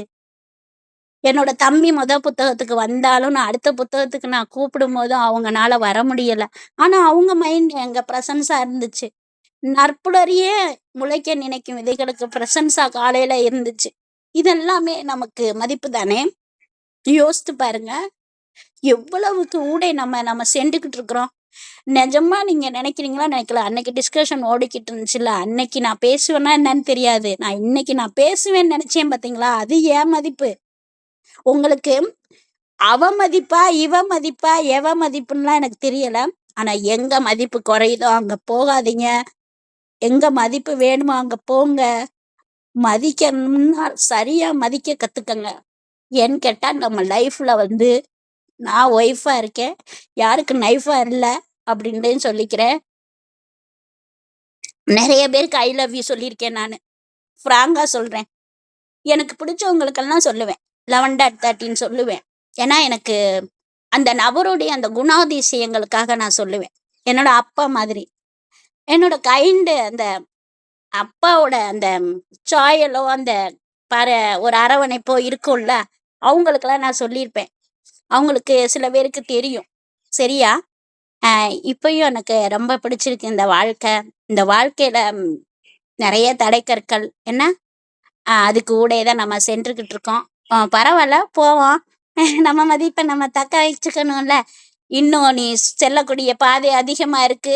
தடை நீ அத உடை, எழுந்து வீறு நடை அப்படின்றத நான் சொல்லிட்டு, இந்த நல்ல வாய்ப்பை எனக்கு இறைவன் குடுத்திருக்காரு, பிரபஞ்சம் குடுத்திருக்காரு. அதற்காக நன்றி நான் தெரிவிச்சு, இந்த ஒருங்கிணைப்பாளர் ரமேஷ் ஐயாவுக்கும், என்னோட ஃபவுண்டர் ஐயா எல்லாருக்குமே நன்றி தெரிவிச்சு இடம் சாருகின்றேன். நன்றி, வணக்கம். நன்றி. திரைப்படத்துல ஜெனிலியா அப்படின்னு ஒரு நடிகை இருக்காங்க. நம்ம ஜெயம் ரவியோட ஒரு படம் எடுத்திருப்பாங்க. அந்த கேரக்டர் பாலசுப்ரமணியம். அதுல ஒரு இடத்துல நிக்க மாட்டாங்க அந்த ஹீரோயின். அந்த மாதிரி ஒரு ஒரு ஆள் வந்து நம்ம நித்யா தேவி மேடம். அந்த மாதிரி அவங்க வார்த்தை ஜாலங்கள் அதுக்கு அருமையா இருக்கும். இன்னைக்கு வாலண்டியரா வேல்யூ ஆடிங்கிற தலைப்புல அவங்க உரையாற்ற வந்தது மிகப்பெரிய வேல்யூ ஆடிங் நம்ம தளத்துக்கு அப்படின்னு சொல்றேன். அருமையாக அவங்க உரையில ஒரு சைக்கிள்ல வந்து 2 கைய வச்சு சைக்கிள் ஓட்டுறது, வேகமா ஓட்டுறது, வளைச்சு வளைச்சு ஓட்டுறது இதெல்லாம் நாங்க ஆம்பள பசங்க தான் பண்ணுவோம். ஸோ இதுவும் பண்ணியிருக்கீங்கன்னா கண்டிப்பா நீங்க ஒரு ஜெனிலியா தான் அப்படின்னு நம்ம சொல்லணும். அருமையான உங்க காலங்கள ஷேர் பண்ணி, ஆசிரியர் பணி அறப்பணின்னு சொல்லுவாங்க. அந்த ஆசிரியர்லயும் நிறைய சுறாக்கள் இருக்கு அப்படின்னு கம்ப்யூட்டர் சார்லேருந்து, ஹிந்தி சார்லேருந்து, யோகா சார்லேருந்து விஷயங்களையும் ஷேர் பண்ணது எல்லாருக்கும் ஒரு விழிப்புணர்வா நம்ம எடுத்துக்கலாம். அந்த மாதிரி நிறைய எங்கெங்கெல்லாம் வேல்யூ ஆடிங் நம்ம பேசணும். இந்த தடவை எங்கெங்கெல்லாம் வேல்யூ குறைவுது அப்படிங்கிற ஒரு விஷயத்தையும் மிக திறம்பட உங்களுடைய அனுபவங்களையும் சேர்த்து ஒரு ஒரு ஆசிரியர் நல்லாசிரியராக இருந்து பல பேருக்கு வழிகாட்டும் நீங்க உங்களுடைய அனுபவங்களையும் சொன்னது ரொம்ப ரொம்ப மகிழ்ச்சியா இருந்தது. ரொம்ப பயனுள்ள ஒரு செஷனா நம்ம கருதுறோம். Thank you madam. இன்று பிறந்த நாள், திருமண நாள், சுப நிகழ்ச்சிகள் கொண்டாடும் யாராவது தளத்துல இருந்தா அட்மிட் பண்ணி பேசலாம். அவங்களுக்கு ஒரு வாழ்த்துக்கள் தெரிவிப்போம். இன்னைக்கு அதே வந்து சமயம் எங்க பக்கத்து வீட்ல வந்து தம்பிக்கு இப்ப வந்து திருமண நாளு. அவங்களுக்கு வாழ்த்து சொல்லுங்க. அ பேருங்க சந்தியா, தம்பி பேர் வந்து கௌதம். கௌதம், சந்தியா. அவங்களுக்கு வந்து திருமண நாள் சொல்லுங்க. வாழ்த்துக்கள். ஓகே. அவங்களுக்கு ஒரு பாப்பா கௌதம் இருக்கு. சந்தியா. சிவஸ்ரீ பாப்பா. ஓகே. கௌதம் சந்தியா அவர்களது திருமண வாழ்த்துக்களும் அந்த சுபஸ்ரீயும் இனிமையாக வளர ஒரு வாழ்த்துக்களையும் நற்புறி குடும்பம் சார்பாக தெரிவிப்போம். அது மாதிரி நித்யா தேவி அந்த ஃப்ரெண்ட்ஷிப்பை பற்றி சொன்னது ரொம்ப ரொம்ப நெகிழ்ச்சியா இருந்த ஒரு விஷயம். வசந்தி அப்படிங்கிற ஒரு விஷயத்துக்கு இவங்களுடைய எல்லா தயால குணங்களுக்கும் அவங்க அப்பாவும் தலையை சேர்த்து நிறைய உதவி புரிஞ்சிருக்கிறாங்க. அதனால தான் இந்த அளவு உயர்ந்திருக்காங்கன்னு நான் நினைக்கிறேன். அத்துடன் நம்ம இந்த வாழ்த்துக்களோட உலகத்தில் பிறந்தநாள், திருமண நாள், சுப நிகழ்ச்சிகள் கொண்டாடும் அனைவருக்கும் நற்பல குடும்பம் சார்பாக வாழ்த்துக்களை தெரிவித்து, உடல்நலம் குன்றியவர்களும் உடல்நலம் மீண்டு வரணுன்ற ஒரு வாழ்த்துக்களையும் தெரிவித்து, கடவுள்கிட்ட ஒரு பிரார்த்தனையும் தெரிவித்து, அந்த குழந்தை ஒன்று நமக்கு கஷ்டமாக இருந்தது அதுவும் நல்லா வரணுன்ட்டு ஒரு பிரார்த்தனை தெரிவிக்கிறோம். அதே சமயம் குழந்தை பேர் இல்லாதவர்களுக்கும் குழந்தை பேர் கொடுக்க வேண்டிய ஒரு பிரார்த்தனையை நம்ம குடும்பம் சார்பாக தெரிவிக்கிறோம். ஃபீட்பேக்கான நேரம். வீரசேகரன் ஐயா நீங்கள் பேசலாம். முதல்ல வந்து சாரி தம்பி ரெடியா இருக்கிறாரு அக்கா பேசினதுக்காக. பேசுங்க சார். அன்புகளுமிய சோதரர்கள் சோதரிகள் உங்கள் அனைவருக்கும் இனிய நட்புலரி வணக்கம். இன்று திருமண நாள் காணுகின்ற நமது செல்வங்கள் கௌதம், சந்தியம் அவர்கள் குழந்தை பேரோடு இருக்கின்ற அவர்கள் எல்லா வளமும் நலமும் பெற்று இதயருள் நிறைந்து பெருவாழ்வு வாழ நாம் அனைவரின் வாழ்த்துக்கள். என்னோட நம் அனைவருக்கும் அன்பான வேண்டுகோள், எனது சகோதரர் ஒத்த ஒரு நண்பர் 3, 4 ஆண்டுகளுக்கு முன்பாக தனது மூத்த மகனை இழந்தார். இப்பொழுது 2 நாட்களுக்கு முன்பாக தனது இளைய மகனை திருச்சி ஜிஹெச்சில் வைத்து மிக கஷ்டமான சூழலில் அவர் உழண்டு கொண்டிருக்கிறார். நாம் அனைவரும் அந்த மைக்கேல் அவருடைய 2வது மகன் அந்தோணி செல்வராஜ் நல்ல பையன் என்று பெயரெடுத்தவர். ஆனால் பொருளாதாரத்தில் மிகவும் கஷ்டமும் மூத்த பையனை இழந்தும் வாடுகின்ற அவர்களுக்கு நாம் அனைவரும் ஒரு ஆழ்ந்த இறை அருள் வேண்டுதலை வைத்து நாம் கூட்டாக அவர்களுக்கு அந்த நமது இறை அருள் வேண்டுதலை வைப்போம். அந்த சிறுவன் மீண்டு வர நாம் இறைவனை கூட்டு பிரார்த்தனை செய்வோம். அடுத்தது இன்னைக்கு எனது நன்றி எல்லோருக்கும். அடுத்தது அக்கா சொன்னதுல ஒரு குருவானவர்களை காலாகாலத்துக்கும் மனசுல நினைச்சு வணங்குற ஒரு தன்மை இருக்கு உலகத்துல. அதான் இருமைங்கிறதுல இது ஒரு பக்கம். குரு மேருமலை மாதிரி உயர்ந்து நிற்பாங்க எல்லா காலத்திலயும். 60 வருஷம் 70 வருஷம் கழிச்சு கூட அவங்கள நினைச்சு பேரை சொல்லி போற்றி, அது ஒரு பக்கம். உலகுக்கு மறுவாக சிலர், குருவே மறுவா வந்துடுறது, அது ஒரு பக்கம்.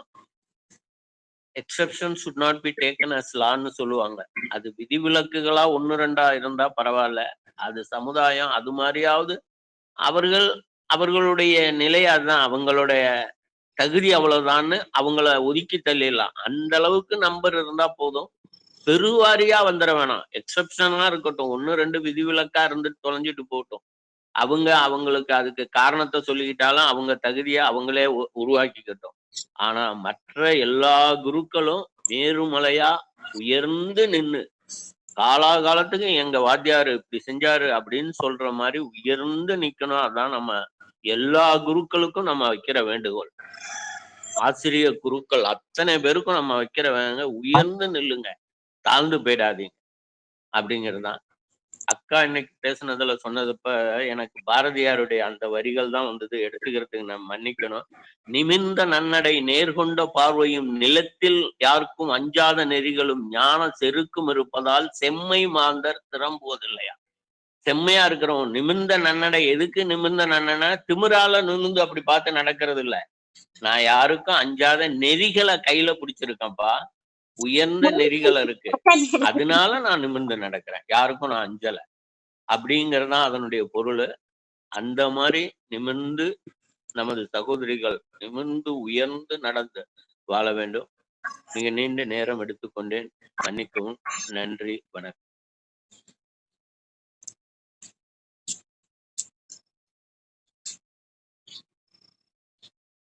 நன்றிங்க. அந்த உங்க நண்பரின் மகன் நல்ல உடல் நலம் தேடி வருவதற்கு நம்ம நற்கொலை குடும்பம் சார்பாக ஒரு பிரார்த்தனை நினைச்சுப்போம். சிவசங்கரி மேடம், உங்க ஃபீட்பேக் கொடுங்க. Thank you sir. அனைவருக்கும் நற்புலரின் இனிய காலை வணக்கம். சார் சொன்ன அந்த குழந்தை பையன் சீக்கிரம் விரைவில் ரெடி ஆகணும், குணம் ஆகணும்னு ப்ரேயர் பண்ணிக்கலாம் எல்லாரும். வித்யா தேவி மேம் ஸ்பீச் கேட்கணும்னா ரொம்ப அருமையாக இருந்துச்சு. சூப்பராக ஃப்ளூயண்ட்டாக அழகாக நெகட்டிவ் ஆகட்டும் பாசிட்டிவ் ஆகட்டும் அழகாக எடுத்து சொல்கிறாங்க. நமக்கும் பேசணுங்கிற ஆர்வத்தை தூண்டுது மேம் பேசுகிறப்ப பார்க்குறப்ப. மேம் சொன்ன விஷயங்கள்லாம் நானும் கடந்து வந்தேங்கிறத நினைக்கிறப்ப இதாக தான் இருக்கு. பட் அதெல்லாம் விளையாட்டா அப்படியே எடுத்துட்டு போயிட்டோம். அது உள்ள வழியா கொண்டுட்டு போகலை. நான் அப்படியே எடுத்துட்டு அப்படியே போயிட்டேன். பட் மேம் சொன்னது எல்லா எக்ஸ்பீரியன்ஸும் ஒன்னொன்னுமே அந்தந்த ஸ்டேஜ்ல இருந்துச்சு. பட் அது சீரியஸா நாங்க எதுவும் மைண்ட்ல வச்சுக்கல. எல்லாம் அவங்கவுங்க நேச்சர், அவங்கவுங்க கேரக்டர் அப்படின்ட்டு வந்துட்ட விளையாட்டா. பட் அது ஒருத்தர் மனதுல தாக்கத்தை ஏற்படுத்துங்கிறத மேம் எடுத்து சொன்ன விதமாகட்டும் எல்லாமே நல்லா இருந்துச்சு. வேல்யூ ஆடிங் நிறைய பேசிட்டே வரப்ப நம்ம டெய்லியுமே வேல்யூ ஆடிங் பத்தி பேசுறப்ப நமக்கு வேல்யூ என்னங்கிறது புரிஞ்சுது. பட் வேல்யூ நமக்கு கொடுக்காத இடத்துல நம்ம இருக்கக்கூடாதுங்கிறது ஸ்ட்ராங்கா நான் புரிஞ்சுட்டேன். நேத்து கூட நான் கோலம் போடலான்னு சொல்லிட்டு சும்மா இருந்தவங்களை எல்லாம் கூப்பிட்டு வந்து நான் தான் வாசல் கூட்டி தண்ணி தெளிச்சு எல்லாம் பண்ணி ஸ்டார்ட் பண்ண போறப்பயும் அப்பயும் கேட்கிறேன், யாராவது போடுறீங்களா அப்படின்னாங்க. ஐயோ இல்ல, எனக்கு பெரிய கோலம் வராது, நான் போடலன்னாங்க. சரி ஓகேன்னு புள்ளி வச்சு ஒரு பூ ஸ்டார்ட் பண்ணிட்டேன். ஸ்டார்ட் பண்ணோன்னே இன்னொரு பொண்ணு சொல்றாங்க, நான் கூட போட்டிருப்பேன் அப்படின்னு சொன்னாங்க. அப்ப இன்னொருத்தர் சொல்றாங்க, சரி அழிச்சு தரேன் போடு புள்ளி வச்சு அப்படிங்கிறாங்க. அப்ப நான் போட்ட கோலத்துக்கு வேல்யூ இல்ல, நாங்க அவ்வளவு நேரம் நின்னு பேசுனதுக்கு வேல்யூ இல்ல. பட் முதல்ல இருந்த சங்கரியா இருந்தா சரி இப்போ அவங்க அவ்வளவுதான் அப்படின்னு நான் அங்கேயே நின்று இருந்துட்டு மனசுக்குள்ள வருத்தத்தை எவ்வளையோ வச்சுட்டு அங்க நின்று கலர் கொடுத்து மறுபடியும் 1 மணி நேரம் என்னோட உடல் ஆரோக்கியத்துக்கு எடுத்து அங்க நின்றுப்பேன் மனசு வலியோட. பட் இந்த வேல்யூ ஆடிங் பேசி பேசி எனக்கு வேல்யூ இல்லாத இடத்துல நான் நிக்கலப்பா, நான் கிளம்புறேன், நீங்களே போட்டுக்கோங்கன்னு சொல்லிட்டு டக்குன்னு 5 மினிட்ஸ் நான் வீட்டுக்கே வந்துட்டேன். என் ஃப்ரெண்ட் எல்லாம் கூட இருப்பான் வீட்டுக்குள்ள, ஃப்ரெண்டு வீட்டுல அப்படின்னு நினைச்சாங்க. பட் இல்ல, அதுதான் இந்த வேல்யூ ஆடிங்கோட இது. என்னன்னா நம்ம பேசி பேசி நம்மளோட வேல்யூ என்னங்கிறது நல்லா புரியுது, எங்க எப்படி ரியாக்ட் பண்ணுங்கிறது தெரிஞ்சது. இந்த டாபிக் கொடுத்த சாருக்கு நன்றியே சொல்லிக்கிறேன். இந்த தளத்துல நம்ம இத்தனை நாட்களாக இந்த டாபிக்கை பத்தி பேசுனதுக்கு ரொம்ப சந்தோஷமாவும் இருக்கு. அதுக்கு ஒரு வேல்யூ இருக்குங்கிறத நான் உணர்ந்தேன். எல்லாருக்கும் நன்றி. Thank you so much. உண்மைதான். நமக்கு மதிப்பு கொடுக்காத இடத்துல நம்ம விலக வந்து ஒரு நல்ல விஷயம்தான். நம்ம விட்டு கொடுக்கலாங்கிறதுக்கும் ஒரு அளவீடு உண்டு அப்படிங்கிறதுக்கு நல்ல ஒரு ஃபீட்பேக் கொடுத்துருக்குங்க. அதே சமயம் இன்னைக்கு ஆக்சுவலி டிஸ்கஷனாக கொண்டு போகிற மாதிரி தான் ப்ரோக்ராமாக இருந்தது. அந்த சமயத்துலையும் நான் வந்து ஒரு 20 மினிட்ஸ் செஷன் எடுத்துக்கிறேன்னு சொல்லி நிற்கிறது வந்து மேடம் அவங்களுடைய அனுபவங்கள் அழகாக சொல்லி நமக்கெல்லாம் ஒரு இனிமையான ஒரு செஷன் கொடுத்துருக்குறாங்க. அவங்களுக்கு திருப்பி ஒரு நன்றி தெரிவித்து அடுத்து ஸ்ரீலக்ஷாரை அழைக்கிறேன் ஃபீட்பேக்கு. அனைவருக்கும் காலை வணக்கம். எல்லாம் ஆரோக்கியமான உலகத்தை உருவாக்குவோம், எல்லாம் ஆரோக்கியமாக இருப்போம். பேச வேண்டிய விஷயங்கள் வழிகளிலிருந்து வழிகளாக மாற்றுதல், பெயின் டு பிளஷர். எனக்கு வந்து நிறைய விஷயங்கள் என்னோட சூழ்நிலையில கிண்டல் கேலி, மார்க் கம்மியாவான கிண்டல் பண்றது, படிப்பு தெரியலன்னா கிராமர் உனக்கு இது தெரியாதாடா அப்படின்னு கிண்டல் பண்றது, இதெல்லாம் எனக்கு எப்படி வந்ததுன்னா நான் வழியா எடுத்துக்கிட்டு வழியை தேடினேன்ல. அதனால வாழ்க்கையில யாரையும் கிண்டல் பண்றது இல்ல, கேலி பண்றது இல்ல. எந்த லெவல்ல இருந்தாலும் சரி, irrespective of top or bottom, low high, எதுவா இருந்தாலும் சரி, மனிதனை துவேஷம் பண்ணக்கூடாதுன்னு சொல்லுவோம். உணவையே தேஷம் பண்ணக்கூடாதுமாங்க. துவேஷம்ங்கிறது இது வேண்டியது. பாவக்கார கறி பண்ணா யாரும் சாப்பிட மாட்டாங்க. ஆனா எனக்கு பாவக்காய் கறி தான் ரொம்ப பிடிக்கும், வாங்கி சாப்பிடுவேன். உலகத்திலேயே எதையும் மத்தவன் உதாசீனப்படுத்துறானோ அதுதான் நம்மளோட பிடிச்ச விஷயம். அதை நம்ம உதாசீனப்படுத்தக்கூடாது, அதை போற்றணும், தூக்கி பிடிக்கணும் அப்படிங்கிற கிளாரிட்டியில கிண்டல் கேலி செய்வதில்லை அப்படிங்கிற ஒரு ஆடித்தனமான ஒரு விஷயத்த என்னோட வாழ்க்கையில நான் பின்பற்றிட்டு இருக்கேன். நமக்கு நடந்த நிகழ்வுகள் எல்லாத்தையும் நம்ம அசை போடுறோம் பாருங்க, அதை முதல்ல நிறுத்தணும். எப்ப அப்படின்னா நல்லது கெட்டது 2 பிரிச்சிடறோம். பிரிச்ச உடனே இப்ப சிவசங்கரி மேடம் சொன்னாங்க சூப்பரா, நாங்களாம் கடந்து போயிட்டோம் அப்படின்னு. நம்ம அசை போடும்போது என்னன்னா நம்மளோட எனர்ஜி லெவல், நம்மளோட பாசிட்டிவிட்டி, நமக்கு நடந்த அதாவது துப்ப வேண்டியது போட்டுக்கிட்டு வாயில போட்டுக்கிட்டு மென்னிட்டே இருந்தோம்னா நம்ம சொல்ல வேண்டிய விஷயங்கள் சொல்லாம போயிடுவோம். ஏன்னா பிகாஸ் இன்னைக்கு வந்து ரொம்ப டைம் ரொம்ப கம்மியா இருக்கு.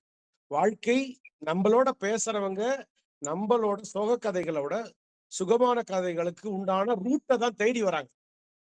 அப்படி வரும்போது நமக்கு நடந்த விஷயங்களை தாண்டி ஹிந்தி கிளாஸ் பத்தி சொல்லும்போது எவ்வளவு பெரிய விஷயம் பண்ணியிருக்காங்க பாருங்க. Super super. ஆனா அந்த இதுல நான் போய் ஹிந்தி பிரச்சார சபால போய் கிளாஸ் போறேன்.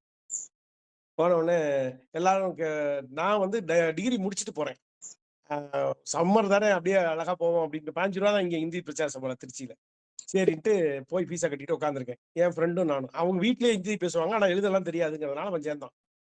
நான் போய் ஒரு கேள்வி கேட்கறாங்க மிஸ். கேட்ட உடனே யாருக்கு தெரியாதுன்னா நான் எனக்கு தெரியாதுன்ற கையை தூக்குறேன். பக்கத்துல குட்டி பையங்க, 4வது கூட படிச்சிருப்பான், 3வது படிச்சுட்டு இருப்பான். அந்த பையன் இங்க நடிக்கிறான். நடிச்சுட்டு இது தெரியாத என்ன என்ன வழி, நம்ம டிகிரி முடிச்சுட்டு இங்க வந்து உட்காந்து லேர்ன் பண்ணணும்னு வந்தோம், அந்த இடத்துல அவன் இது தெரியாதானே அப்படின்னு ஒரு இடிச்சான். அப்ப முடிவு பண்ண வாழ்க்கையில, ஏய் இதெல்லாம் படிக்க வேண்டிய வயசு வேற. நம்ம இப்போ வந்து உட்காந்து படிச்சுக்கிட்டு படிக்கணும்னு நினைச்சா, என் பையனை 6th ஹிந்தி சேர்த்து விட்டு அவன் எல்லாத்தையும் முன்னாடியே படிச்சுக்கடா, எவன் இடிப்பான், எப்படி குத்துவான், எவன் கத்துவான், இதெல்லாம் தெரியாது. அதனால பி கிளியர் அபவுட் தட் அப்படின்னு சொல்லி பிராத்மிக், மத்தியமா, ராஷ்டிர பாஷா, பிரவேசிக்கா, பிரவீன் எல்லாத்தையும் டக டக டக டகன்னு பையனை முடிக்க வச்சேன். இங்க வந்து ஆர்ட் ஆஃப் லிவிங் இவங்க வந்து யோகாவை பத்தி பேசினாங்க. இந்தியிலேயே ஒருத்தர் இங்க குளித்தலையில ஒருத்தர் எப்பொழுதுமே வயசானவர், அவங்களுக்கு குழந்தை கிடையாது, ஒய்ஃப் ரொம்ப ஸ்டவுட்டா இருப்பாங்க, ஐயங்காரு. தோல் மேல கையை போட்டு தான் குழந்தைங்களுக்கு பாடம் எடுப்பார். அவ்வளவு கேவலமானவர். ஆனா ஹிந்தி படிச்சா பாஸ் பண்ணிடலாம். அங்க போனோம்னா ஹிந்தி சொல்லி தரது சூப்பர், ஆனா தோல் மேலதான் கையை போட்டு போறாரு. வந்து இதை எல்லா இடத்துலயும் சொல்லுவேன், ஏய் ஜாக்கிரதையா அனுப்புங்க, போவாத, நீ இப்போ ஸ்டேஜுக்கு ஏறிடாத, ஸ்டேஜ வெளியில ஏறு, இப்படி எல்லாம் நிறைய சொல்லி தருவோம். அதே மாதிரி ஆர்ட் ஆஃப் லிவிங்ல வந்து இங்க வந்து எங்களுக்கு வந்து சொல்லி கொடுத்தது வந்து செல்வம்ஜி. நான் யோகா கிளாஸ்க்கு ஆட்டோ அனௌன்ஸ்மெண்ட் எல்லாம் போவேன். வணக்கம் நேயர்களே, இன்று மாலை சரியாக வர வேண்டிய இடம்தான் SR திருமண மகா அப்படின்னு சொல்லிட்டு உங்கள் அருகில் இருக்கிறது. உடல் ஆரோக்கியமா, மன ஆரோக்கியமா, வாழ்க்கையை சிறப்பாக வாழ வேண்டுமா அப்படின்னு ஆட்டோ அனௌன்ஸ்மெண்ட் எல்லாம் பண்ணி மக்களை என்னடா இவ்வளவு அருமையா பேசுறாங்க அப்படின்னு சொல்லிட்டு மக்கள் டக டக டகன்னு வருவாங்க. நாங்க வந்து 150 150 பேர் 200 பேர்லாம் போயிட்டு இதுல காத்தால மத்தியானம் சாயந்தரம் போட்டு ப்ரோக்ராம் போட்டு பண்ணிருக்கோம். ஆனா இன்ட்ரோடக்ஷன் வரைக்கும் தான் இருப்பேன். அதுக்கப்புறம் குருநாதர் கையில கொடுத்துட்டு கிளாஸ்ல யோகாவை நம்ம நடத்தும் போது இருக்கக்கூடிய பக்குவம்னு வேற. நம்ம போய் அங்க போய் நின்றுட்டு நான் வாலண்டியரா இருக்கேன் அப்படின்னா அது மனசு வேலை செய்யாது.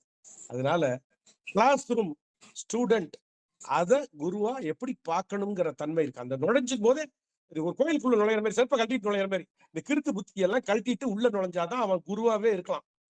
நீ வெளில போய் எதை வேணா பாடு, கூத்தடி, பாட்டை பாரு, உன்னை சந்தோஷப்படுத்திக்கிற சின்ன ஸ்டூல்லாம் இருக்கு, அதெல்லாம் வீட்டுல இருக்கு. நீ பொது இடத்துல எப்படி இருக்கணும் அப்படிங்கறத உணர்த்துறதை தாண்டி லாஸ்ட் டேல போய் செலிப்ரேஷன்ல இருப்பேன். ஓ நம்ம சேர்த்து விட்ட மக்கள்லாம் எவ்வளவு சந்தோஷமா அவங்களோட ஃபீட்பேக் கொடுப்பாங்க அப்படின்னு ஆர்ட் ஆஃப் லிவிங்ல. அதே மாதிரி ட்ரிபிள் சொல்லுவோம். Triple is nothing but change your environment. உங்களை சுத்தி இருக்கிறவங்கள மாத்துங்க. அண்ட் தட் இஸ் எக்ஸ்பீரியன்ஸ் சொல்லுவோம். Second one is experience, third one is education. மூணே தான். ஃபர்ஸ்ட் என்விரான்மெண்ட்டை சேஞ்ச் பண்ணுவோம். இந்த இடத்துல இருக்கணுமா வேண்டாமா தெளிவா முடிவு பண்ணிட்டு டப்புன்னு எஸ்கேப் ஆயிடணும்.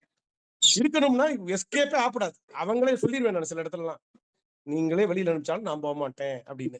ஸோ அதனால environment is the deciding factor for your total life. Environment, second one experience, third one is education.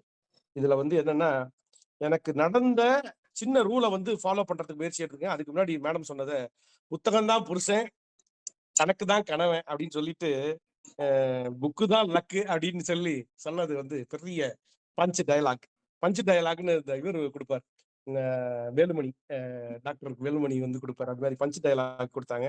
அதை நான் எழுதி வச்சிருக்கேன். எங்க இடத்துலயும் போய் ஸ்பீச் கொடுக்கும்போது கொடுக்கணும் அப்படின்ட்டு.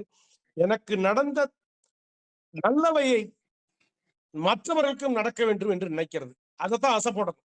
நமக்கு நடந்த வேதனையான விஷயங்களை திருப்பி அசை போடுறது இல்லைங்கிறது மட்டும் இல்லாம, யாருக்காவது வேதனையான விஷயங்கள் நடந்தா அவங்களை அப்கிரேட் பண்ற வேலையை பார்ப்போம். கீழே டிஆர்பி திருச்சியில் நன்றி நண்பர்களே.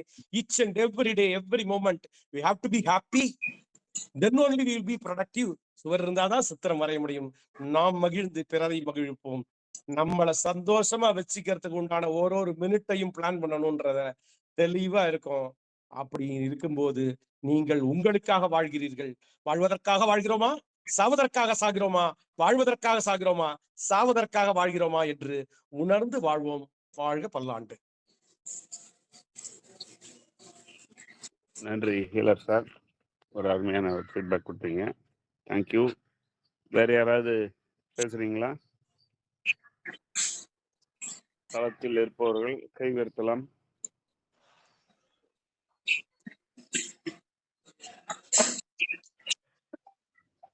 தாமோதர் சார், நீங்க பேசலாம். இனிய காலை வணக்கம். வித்யாதேவி சொன்ன ஒரு ஆசிரியராக இருந்து அவர்கள் பட்ட மனக்குமுறலை இன்று 31வது நாள் வெற்றிகரமாக சென்று கொண்டிருந்த நற்புலரியில் இன்று கடைசி நாள் அவருடைய மனக்குமுறல்களை நமக்கு தெரிவித்து அவர்கள் ஆசிரியராக அதாவது சைக்கிள் ஓட்டியதிலிருந்து அவர்கள் சிறந்த ஆசிரியர் என்ற பட்டத்தை வாங்கும் வரை அவர்கள் நிகழ்ச்சியில் என்னென்ன நடந்தது என்பதை மனக்குமுறலோடு அவர்கள் தெரிவித்தார்கள். நான் 11ஆம் வகுப்பு படிக்கும் பொழுது 10வது வகுப்பிலிருந்து 11ஆம் வகுப்பிலிருந்து ஒரு ஆசிரியர் குளச்சல் என்ற கேரளா மாவட்டத்திலிருந்து எங்களுக்கு வகுப்பு எடுத்தார். அதில் இவர் என்ன செய்கிறார் என்று எங்களுக்கு அப்போது புரியவில்லை. ஒரு பெண்ணை அவர் மனதார அவர் காதலித்தாரா, இல்லை வகுப்பில் போய் செய்கின்றாரா என்று அப்போது நாங்கள் நினைக்கவில்லை. ஆனால் இதை தொடர்ந்து செய்து கொண்டிருந்தார். அதை நாங்கள் தலைமை ஆசிரியருக்கு எடுத்துச் சென்றோம். அவர் கூப்பிட்டு வான் பண்ணார். அப்போ கூட அவர் கேட்கல. அப்புறமே அவங்கள கூப்பிட்டு, ஒன்று இந்த ஸ்கூலுக்கு பள்ளியில் இருக்க வேண்டுமா, இல்லை நீங்கள் உங்கள் ஊருக்கு செல்கின்றீர்களா என்று மனம் திறந்து கேட்டோம். நான் இந்த பெண்ணை திருமணம் செய்து கொள்கிறேன், திருமணம் செய்து கொண்டு இந்த பள்ளியில் விட்டு செல்கின்றேன் என்று கூறினார். உடனே அவர்கள் பெண்ணின் வீட்டுக்கு சென்று சில ஆசிரியர்களோடு பெண் வீட்டுக்கு சென்று அவர்களுடைய ஒப்பந்தத்தை பெற்று திருமணம் செய்து அவர்களை குளச்சலுக்கே அனுப்பி வைத்து விட்டோம். அது மாணவிகள் இடத்தில் எவ்வளவு மனம் வருத்தம் உண்டாக்கும் என்று அந்த ஆசிரியர் உணரவில்லை. ஆனால் மாணவர்கள் அதை ஒரு பெரிய பொருட்டாக எடுத்துக்கொண்டு அந்த பெண்ணின் வாழ்க்கையை நல்ல முறையில் முடித்து அவரை அனுப்பி வைத்தார்கள் என்றால் அது என் மனதில் இன்னும் பசுமையாக நிலைக்கின்றது. இன்று நித்யாதேவி மேடம் இதை கூறும்பொழுதுதான் அந்த பழைய நினைவுகள் எனக்கு ஞாபகம் வந்தது. ஆசிரியர்கள் அதாவது முன்காலத்துல ஆசிரியர்கள் இந்த அளவுக்குலாம் இருக்க மாட்டாங்க. இப்பதான் ஒரு மாணவியை பார்த்த உடனே அவர்கள் ஒரு நற்பாசை வந்து விடுகின்றது. அது எப்படி சொல்வது, மிகவும் வருத்தமாகத்தான் இருக்கின்றது. இருந்தாலும் நற்புலரியில் வேல்யூ ஆடி என்பதை வேல்யூ குறைக்கப்பட்டு அந்த ஆசிரியர்களை மதிப்பிடும் பொழுது மன வருத்தம் அடைகின்றது. இருந்தாலும் இது போல நிகழ்ச்சிகள் இனி நடக்காமல் இருக்க மாணவர்களாகிய நாம் மாணவர்கள்தான் அதுக்கு முடிவெடுக்க வேண்டுமே தவிர பெற்றோர்களிடம் ஒன்றுமில்லை. ஏனால் வகுப்பில் 10 மணியிலிருந்து சாயங்காலம் 4 மணி வரைக்கும் கிளாஸில் மாணவர்கள் தான் அதை பார்த்து கொண்டிருக்கின்றார்கள். அவர்கள் முடிவெடுத்தால்தான் இந்த செயல்களுக்கெல்லாம் முடிவு கட்ட முடியும் என்பதை கூறி, இதை போல நிகழ்ச்சிகள் நடக்காமலும் இருக்கும் பார்த்துக்கொள்ள வேண்டுவதும் பொதுமக்களுடைய செயல் என்று கூறி, அவர்களுடைய மன வருத்தத்திற்கு நான் வருத்தத்தை தெரிவித்துக் கொள்கிறேன். இருந்தாலும் சிறப்பாக அவர்கள் ஒரு சிறந்த ஆசிரியர் பட்டத்தை வாங்கியதற்கு என்னுடைய பாராட்டுக்களையும் மகிழ்ச்சியும் தெரிவித்துக் கொள்கிறேன். நன்றி, வணக்கம். நன்றி தாமோதரன் சார். நன்றி சார். உங்க ஃபீட்பேக்கு. அடுத்து நாகவல்லி மேடம், நீங்க பேசலாம். நற்புலரியின் அனைவருக்கும் இனிய காலை வணக்கம். வித்யாதேவி அம்மா, உங்களுடைய வாழ்க்கை பயணத்தில் நடந்த இடர்பாடுகளையும் எப்படி மதிப்பு குறைஞ்சது நீங்க கூட்டிக்கோங்க அப்படிங்கிறத சில அறிவுறுத்தலோடும் நல்லா அழகா கொண்டு போனீங்க. ரொம்ப இனிமையா இருந்தது. சில விஷயங்கள்ல மன வருத்தங்கள் பட்டாலும் இது இப்படிதான் இருக்கணும், சமுதாயம் இப்படி இருக்கு, அந்த நெளிவுகளை நம்ம தெரிஞ்சுக்கணுங்கிறதையும் நல்லா எடுத்து சொன்னீங்கம்மா. அப்புறம் ஹிந்தி ஆசிரியர் பற்றி பேசுனீங்க. எனக்கு கொஞ்சம் அது மன வருத்தமா தான் இருந்துச்சு. ஏன்னா நானும் ஒரு ஹிந்தி ஆசிரியர் தான். இருந்தாலும் இந்த இடத்துல அத சொல்லிக்க நான் விரும்புறேன். ஏன்னா, இப்ப நான் வந்து எப்படின்னா, உண்மையிலே சொல்லணும்னா, காசு பணத்துக்காக நான் இங்க ஹிந்தியே எடுக்கலம்மா. இன்னும் சொல்லப்போனா அப்படி ஒரு இக்கட்டான ஒரு சூழ்நிலை. ஏன்னா என்னோட படிப்ப 4 பேருக்கு தெரியப்படுத்தணும். நான் படிச்சத கல்விய 4 பேருக்கு எப்படியாவது பகிர்ந்து அவங்கள ஒரு நல்ல நிலைக்கு எல்லாரையும் கொண்டு செல்லணுங்கிற ஒரு பார்வையில என்னோட ஒரு பயணத்த நான் கொண்டு போறேன். அப்படி இருக்கும்போது நான் காசு பார்த்தீங்கன்னா, ரொம்ப சொற்ப காசு. 100, 200 இப்படிதான் வாங்குறேன். ஏன்னா, அதோட வேல்யூ வந்து நெறைய நெறைய டீச்சர்ஸ் என்கிட்ட சண்டைக்கு வருவாங்க. "நீ வந்து இந்த மாரி ரொம்ப கம்மியா வாங்குறதோட படிப்புக்குரிய வேல்யூவ நீ வந்து குறைச்சு மதிப்பு போட்டு குடுக்குற. அதனால வந்து எங்களுக்கெல்லாம் வந்து ரொம்ப கஷ்டமா இருக்கு. எங்ககிட்ட ஸ்டூடண்ட்ஸ் வரமாட்றாங்க. நாங்க அதிகமா வாங்குறதுனால." அப்படிங்கிற மாரிலாம் எங்களுக்குள்ள நெறைய இடர்பாடுகள் வந்துச்சு. ஆனாலும் நான் வந்து கல்விக்கு விலை பேசல. ஏன்னா, எங்க சார் நல்லா சம்பாரிக்கிறாரு. எனக்கு நல்ல போதுமான வசதிகள் இருக்கு. எனக்கிட்ட இருக்கிற படிப்ப சொல்லி தரணுங்கிறதுக்காக, நெறைய ஏழை மாணவர்களுக்கு நான் வந்து புஸ்தகமும் வாங்கி குடுத்து, எக்ஸாம் ஃபீஸும் கட்டி நான் படிக்க வைக்கிறேன் ஹிந்திய. ஏன்னா, எங்க நெய்வேலியில பலதரப்பட்ட இப்ப ஃபுல்லாவே ஹிந்திவாலாவாவே மாறிட்டு இருக்காங்க நெய்வேலி ஃபுல்லாவே. அந்த அளவுக்கு இப்ப ஹிந்திக்காரங்க ஆக்கிரமிச்சுக்கிட்டு இருக்கிறதுனால, குழந்தைங்களுக்கு ஹிந்தி எங்க போனாலும் தேவைப்படுதுங்கிறதுனால, நான் அப்படி ஒரு சேவையா எனக்கு என் மனசுக்கு அத நான் செஞ்சுகிட்டு இருக்கேன் இதுவரைக்குமே. நெறைய புக்ஸும் குழந்தைங்களுக்கு என் செலவுலயே வாங்கி குடுக்குற கட்டணமும், எக்ஸாம் ஃபீஸும் சில குழந்தைங்களுக்கு கட்டுவேன். ரமேஷ் ஐயா கூட நெறைய தடவ சொல்லுவாங்க. "உனக்கும் இது கைய கடிக்காம பார்த்துக்கோ. ஏன்னா, அ நெறைய வந்து சேவை செய்றோங்கிற பேர்ல, நம்ம கைகள விட்டு காசு குடுத்து செலவு பண்ண உன்னுடைய தேவைகளுக்கும் நீ எடுத்து வச்சுக்கோ" அப்படின்னு சொல்லுவாங்க சில டைம் ஐயா. அப்ப எனக்கு சொல்லும்போது நான் நெனச்சுப்பேன், கடவுள் ஒண்ணு இருக்காரு. எனக்கு தேவையானத குடுப்பாரு. கண்டிப்பா எனக்கு எந்த தேவை எந்த இடத்துல இருக்குன்னு குடுப்பாருன்னு நெனச்சுக்கிட்டு, நான் செய்ற சேவைக்கான ஈடு எனக்கு கிடைக்கும் அப்படின்னு நெனச்சுட்டு நெறைய செய்வேன். அந்த அளவுக்கு புக்ஸும் வாங்கி குடுத்து, நெறைய அப்பா இல்லாத குழந்தைங்களுக்கு நான் செய்வேன். ஏன்னா, ஒரு தாயை வந்து எந்த அளவுக்கு கஷ்டப்பட்டு ஒரு குழந்தைய படிக்க வைப்பாங்கன்னு எனக்கு தெரியும். அதனால நான் நெறைய டைம் பார்த்தீங்கன்னா, அப்பா இல்லாத குழந்தைகளுக்கெல்லாம் நான் ஃபீஸே வாங்க மாட்டேன் எப்பவுமே. ஏன்னா, அது தே அவங்களுக்கு ஒரு உபயோகரமா இருக்கட்டும் அப்படின்னு சொல்லிட்டு. அவங்க வசதியா, வசதி இல்லையா, அதெல்லாம் நான் பார்க்கவே மாட்டேன். பேரண்ட் நேம் போடும்போது அப்பா இல்ல அப்படின்னு சொன்னாங்கன்னா, நான் அது ஒரு இதுவாவே எடுத்துட்டு செய்வேன். அந்த இடம் எனக்கு நீங்க நீங்க பேசும்போது கொஞ்சம் வருத்தமா இருந்தா கூட, ஒரு சில ஆசிரியர்கள் இப்படி இருக்காங்களேன்னு தெரிஞ்சுக்கிறதுக்கு எனக்கு ஒரு வாய்ப்பா இருந்தது அது.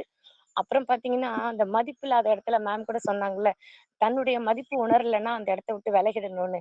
அது பார்த்தீங்கன்னா, சில இடத்துல ம் "உனக்கு ஒண்ணுமே தெரியாது. நீ சும்மா தத்தி" அப்படிங்கிற மாரி சில இடத்துல எங்க வீட்ல நடந்த சம்பவங்கள் வரும்போது, வார்த்தைகள் வரும்போது, நிஜமாவே அந்த இடத்துல ரொம்ப ஃபீல் பண்ணிட்டு விலகிடுவேன். ஏன்னா, என்னோட வேல்யூ எனக்கு தெரியும். அப்போ இதுல ஒரு சின்ன ஒரு உதாரணம் என்னன்னா, ரமேஷ் ஐயா சொல்லுவாங்க ஒரு சில சமயங்கள்ல, "சார் இந்த மாரி நடந்துருச்சு சார். எனக்கு ரொம்ப வூண்டிங்கா இருக்கு." "ஏம்மா உன்னோட மதிப்பு உனக்கு தெரியாதா? ம். நீ எவ்ளோ பெர்சனாலிட்டி, எவ்ளோ ஒரு கம்பீரம். நீ போய் இதுக்கு போய் கலங்கலாமான்னு?" சொல்லும்போது எனக்கு அப்படியே எனக்குள்ள ஒரு ஃபீலிங் உண்மையிலே. என்னோட மதிப்பு தெரிஞ்சவங்க கிட்ட நம்ம அத இது பண்ணணும். தெரியாதவங்கள்ட்ட நம்ம அத காட்டிக்கணும்னு அவசியம் இல்ல. நம்ம விலகிடலாம் அத இடத்த விட்டுன்னு சொல்லிட்டு. நெறைய டைம் குடும்பத்திலேருந்து கொஞ்சம் தூரமா கொஞ்சம் விலகி இருப்பேன். அப்ப என்னோட மதிப்பு எனக்கு தெரியுங்கிறதுக்கு. ரொம்ப நல்லா இருந்தது மேடம் கிளாஸு. அனைவரையுமே உணர வச்ச ஒரு தருணம். உங்க வாழ்க்கை பயணத்த சொல்லி எது மதிப்பு கூட்டல், குறைச்சல்ங்கிறத தெளிவா எடுத்து சொன்னீங்க. ரொம்ப நன்றி மேடம். வாழ்க வளமுடன். வாழ்த்துக்கள். வாழ்க வளமுடன் மேம். நன்றி மேடம். அவங்க சொன்னதெல்லாம் உண்மை. ஆக்சுவலி நெறைய பேருக்கு ஃபீஸே வாங்க மாட்டாங்க. குடுக்கலன்னா கூட கேட்க மாட்டாங்க. நெறைய புத்தகங்கள் வாங்கி குடுப்பாங்க, பேனா வாங்கி குடுப்பாங்க. அவங்க பர்த்டே கூட டியூஷன் குழந்தைகள வச்சு தான் செலிப்ரேட் பண்ணுவாங்க. அந்த மாரி ஒரு நல்ல விஷயங்கள் பண்ற நவல் மேடம். அவங்களோட சேவை தொடரட்டும்னு சொல்லி, அருமையான ஒரு இந்த இதில வந்து ஒரு ரிக்வெஸ்ட் ஒண்ணு வைக்கிறேன். அடுத்து லோகநாதன் ஐயா பேசணும். அ நித்யாதேவி மேடம், கொஞ்சம் நீங்க இந்த தளத்த கையில எடுத்துட்டு போங்க. நான் ஒரு இன்னொரு மீட்டிங்க்கு தயாராயிட்டேன். நன் அதனால நீங்க லோகநாதன் ஐயாவ கூப்பிட்டு கொஞ்சம் சிரமம் பார்க்காம இந்த தளத்த எடுத்துட்டு போயிட்டு முடிச்சுடுங்க. உங்க ஏற்புரை குடுத்து முடிச்சுக்கங்க நன்றி. என்று கேட்டுக்கிறேன். ஓகே தானே? நன்றி, நன்றி. நன்றிங்க. சரி, சரி. லோகநாதன் ஐயா பேசுங்க. நீங்க அப்படியே கன்டின்யூ பண்ணுங்க. நான் இன்னொரு மீட்டிங்ல இணையறேன். Thank you. அனைவருக்கும் இனிய நற்புலரி காலை வணக்கம். முதல்ல ரமேஷ் சார் அவர்களுக்கு நன்றியை சார் சொல்லிக்கணும். அடுத்தது நித்யாதேவி மேடம் இன்னைக்கு பேசுனாங்கன்ட்டு நம்ம ஃபீட்பேக்கில் தான் எனக்கு தெரியும். ஏன்னா 6:14க்கு தான் நான் கிளாஸை அட்டன் பண்ணேன். ஏன்னா ராத்திரி 12:30 மணி ஆயிடுச்சு. எங்கேயோ போயிட்டு வரதுக்கு லேட் ஆயிடுச்சு. அதுக்காக மன்னிங்க. இருந்தாலும் இந்த ஃபீட்பேக்கை கேட்கும்போது நித்யாதேவி மேடம் எந்த அளவுக்கு பேசியிருப்பாங்கன்றது தெரிஞ்சது.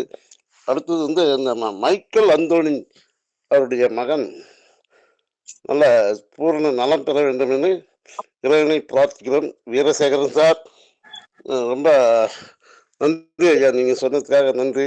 அடுத்தது வந்து இந்த திருமண தம்பதிகள் அவர்கள் நீண்ட நாள் நல்ல ஆரோக்கியத்தோடும் வளமாக வாழ வேண்டும் என வாழ்த்துகிறேன்.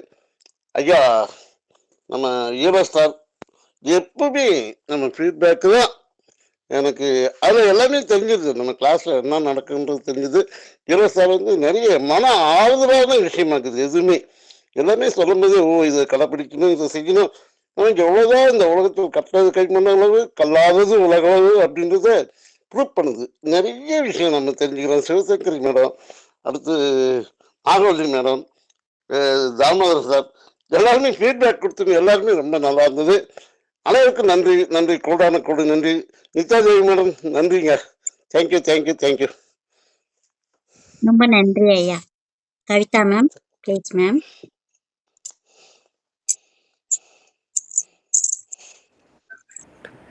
மேம் ரொம்ப நன்றி. அதாவது நற்புலரிக்கு எல்லோருக்கும் இனிய காலை வணக்கம். ஃபஸ்ட்டு நான் வந்து நற்புலரிக்கு வந்தபோது கேட்ட முதல் சொற்பொழிவே வந்து நித்யாதேவி மேடத்தோட தான். அதில் நான் மயங்கி போய் தான் தொடர்ந்து நான் வந்துட்டு இருக்கேன்னு சொல்லலாம். மிகச்சிறந்த ஆசிரியை, நல்லாசிரியை விருது பெற்றவர். அது வந்து சில தளம்லாம் இருக்கும். நான் நிறைய இது மாதிரி வாட்ஸ்அப்பில் வர இது குரூப்லலாம் சேருங்கன்னு சொல்லி என்னை வந்து நிறைய சேர்த்து விட்டுருக்காங்க. நான் அதில் ஹார்ட்லி 1 மந்த் இருப்பேன். அதுக்கப்புறம் எனக்கு வந்து அந்த இடம் வந்து எனக்கான இடமா தெரியாத போது நீங்கள் சொன்ன அந்த வேல்யூ, நம்மளுக்கான வேல்யூ இருக்கா, நம்ம ஆட் பண்ணிக்க முடியுமா அப்படின்னு பார்ப்பேன். பார்த்துட்டு இதில் வந்து நம்மளுக்கான ஒரு இது இல்லை அப்படின்ற போது, வேல்யூ இல்லைன்ற போது எப்படி மேடம் வந்து வெளியில வந்தீங்களோ அதே மாதிரி அந்த இடத்த விட்டு சிவசங்கரி மேடம் சொன்னாங்கன்னு நினைக்கிறேன். கோலம் போட்டுட்டு இருக்கும்போது வெளியில வந்துட்டேன், நம்மளுக்கான வேல்யூ இல்லைன்ட்டு. அதே மாதிரி நம்மளுக்கான வேல்யூ இல்லைன்ற போது, அதாவது நம்மள சில பேர் யூஸ் பண்ணிக்க பார்ப்பாங்களே தவிர, நம்மளுக்கான ஒரு வழிமுறையோ இல்ல ஒரு அப்பழுக்கற்ற ஒரு இது நற்புலரியில நான் அதை பார்க்குறேன். ஒரு ஒரு என்ன சொல்றது, எந்த எதிர்பார்ப்பும் இல்லாம எல்லாரும் வந்து அவங்களோட அறிவை வந்து கொட்டி கொடுக்குறீங்க. அது வந்து ஃபர்ஸ்ட்லயே எனக்கு நித்யாதேவி மேடம் இது மூலமா தெரிஞ்சுது. என்னதான் ஃபவுண்டர் வந்து இதை வந்து ஃபவுண்ட் பண்ணாலும் அவர் ஒரு எந்த ஒரு எதிர்பார்ப்பும் இல்லாம நீங்கெல்லாம் சேர்ந்து இதை வழி நடத்துங்க அப்படின்னு சொல்லிட்டு எப்படி அழகா வழி விட்டுட்டு ஒவ்வொருத்தவங்களும் கையில எடுத்து நீங்க எல்லாம் கொண்டு போறீங்க பாத்தீங்களா, அதெல்லாம் பார்க்கும்போது எனக்கு ரொம்பவே சந்தோஷமா இருக்கு. பேக் டு நித்யாதேவி மேம், என்னோட அதாவது நம்மளோட மெமரியில வந்து பாஸ்ட் மெமரிஸ் எல்லாம் அடுக்கி வச்சிருப்போம் ஒரு லைப்ரரி மாதிரி. அதுல தேவையில்லாத விஷயங்கள்லாம் கட்டி பரண மேல போடுறது மாதிரி இதெல்லாம் தேவையில்லை, ப்ரெசென்ட்ல வாழ்வோம் அப்படின்னு சொல்லிட்டு இவரு சார் இப்போ ஒருத்தர் பேசினாரு. அவர் பேர் எனக்கு சரியா, லோகநாதன் சாருக்கு முன்னாடி ஒருத்தர் பேசினாரு. அவர் வந்து சொன்னாரு, நம்ம வந்து ஃபியூச்சரை நினைச்சு போயிட்டே இருக்கணும் அப்படின்ற மாதிரி. அந்த மாதிரி நினைச்சிட்டு தான் நம்ம வந்து வாழ்க்கையை வந்து எடுத்துட்டு போறோம். இருந்தாலும் ஒவ்வொரு சமயம் ஒரு பழைய பாட்டை கேட்கும்போது நித்யாதேவி மேடம் மாதிரி ஒரு கதை சொல்றவங்க வந்து சொல்லும்போது நம்மளுடைய நினைவலைகளை தட்டி எழுப்பி அதெல்லாம் வந்து தூசி தட்டி அந்த பரண மேல இருந்து அந்த புக்கை எடுத்து படிப்பது போல என்னுடைய கதையே நான் திருப்பி பார்ப்பது போல இருந்தது. நிறைய பேர் சொல்ல மாட்டாங்க இது மாதிரி மன வேதனைகளையும். இதுக்கே ஒரு ஹேட்ஸ் ஆஃப் மேம். நீங்க ஒரு ஆசிரியையா இருந்து இதை வந்து நீங்க சொல்றது இந்த தளத்துல மிகப்பெரிய இது. நான் வந்து எத்தனையோ சொற்பொழிவுகளை சொல்லியிருக்கேனே, நிறைய இடத்துல மோட்டிவேஷன் கிளாஸஸ் என் பிள்ளைங்களுக்கு எடுத்திருக்கேன். இருந்தாலும் என்னுடைய சொந்த கதையே நான் சொன்னது இல்லை. என்ன நினைப்பாங்களோ, நம்மளை பத்தி வேல்யூ இங்க கம்மி ஆயிடுமோ, நம்மள மதிப்பு வந்து குறைச்சு மதிப்பிட்டுருவாங்களோ, நம்மளை கேவலமா பார்ப்பாங்களோ அப்படின்ற மாதிரி நான் நிறைய இடத்துல அதுல வந்து சொன்னதில்லை. இந்த இடத்துல நான் ஒரே ஒரு விஷயம் இன்னைக்கு சொல்லணும்னு விழைகிறேன். அதை பத்தி எனக்கு வந்து எந்த விதமான மதிப்பு குறைஞ்சாலும் பரவாயில்ல. நான் மத்தவங்களுக்கு வந்து இது வந்து ஒரு பாடமா அமையும். நீங்க சொன்ன மாதிரி மத்தவங்க திருந்துறதுக்கான சான்ஸும் கிடைக்கும்.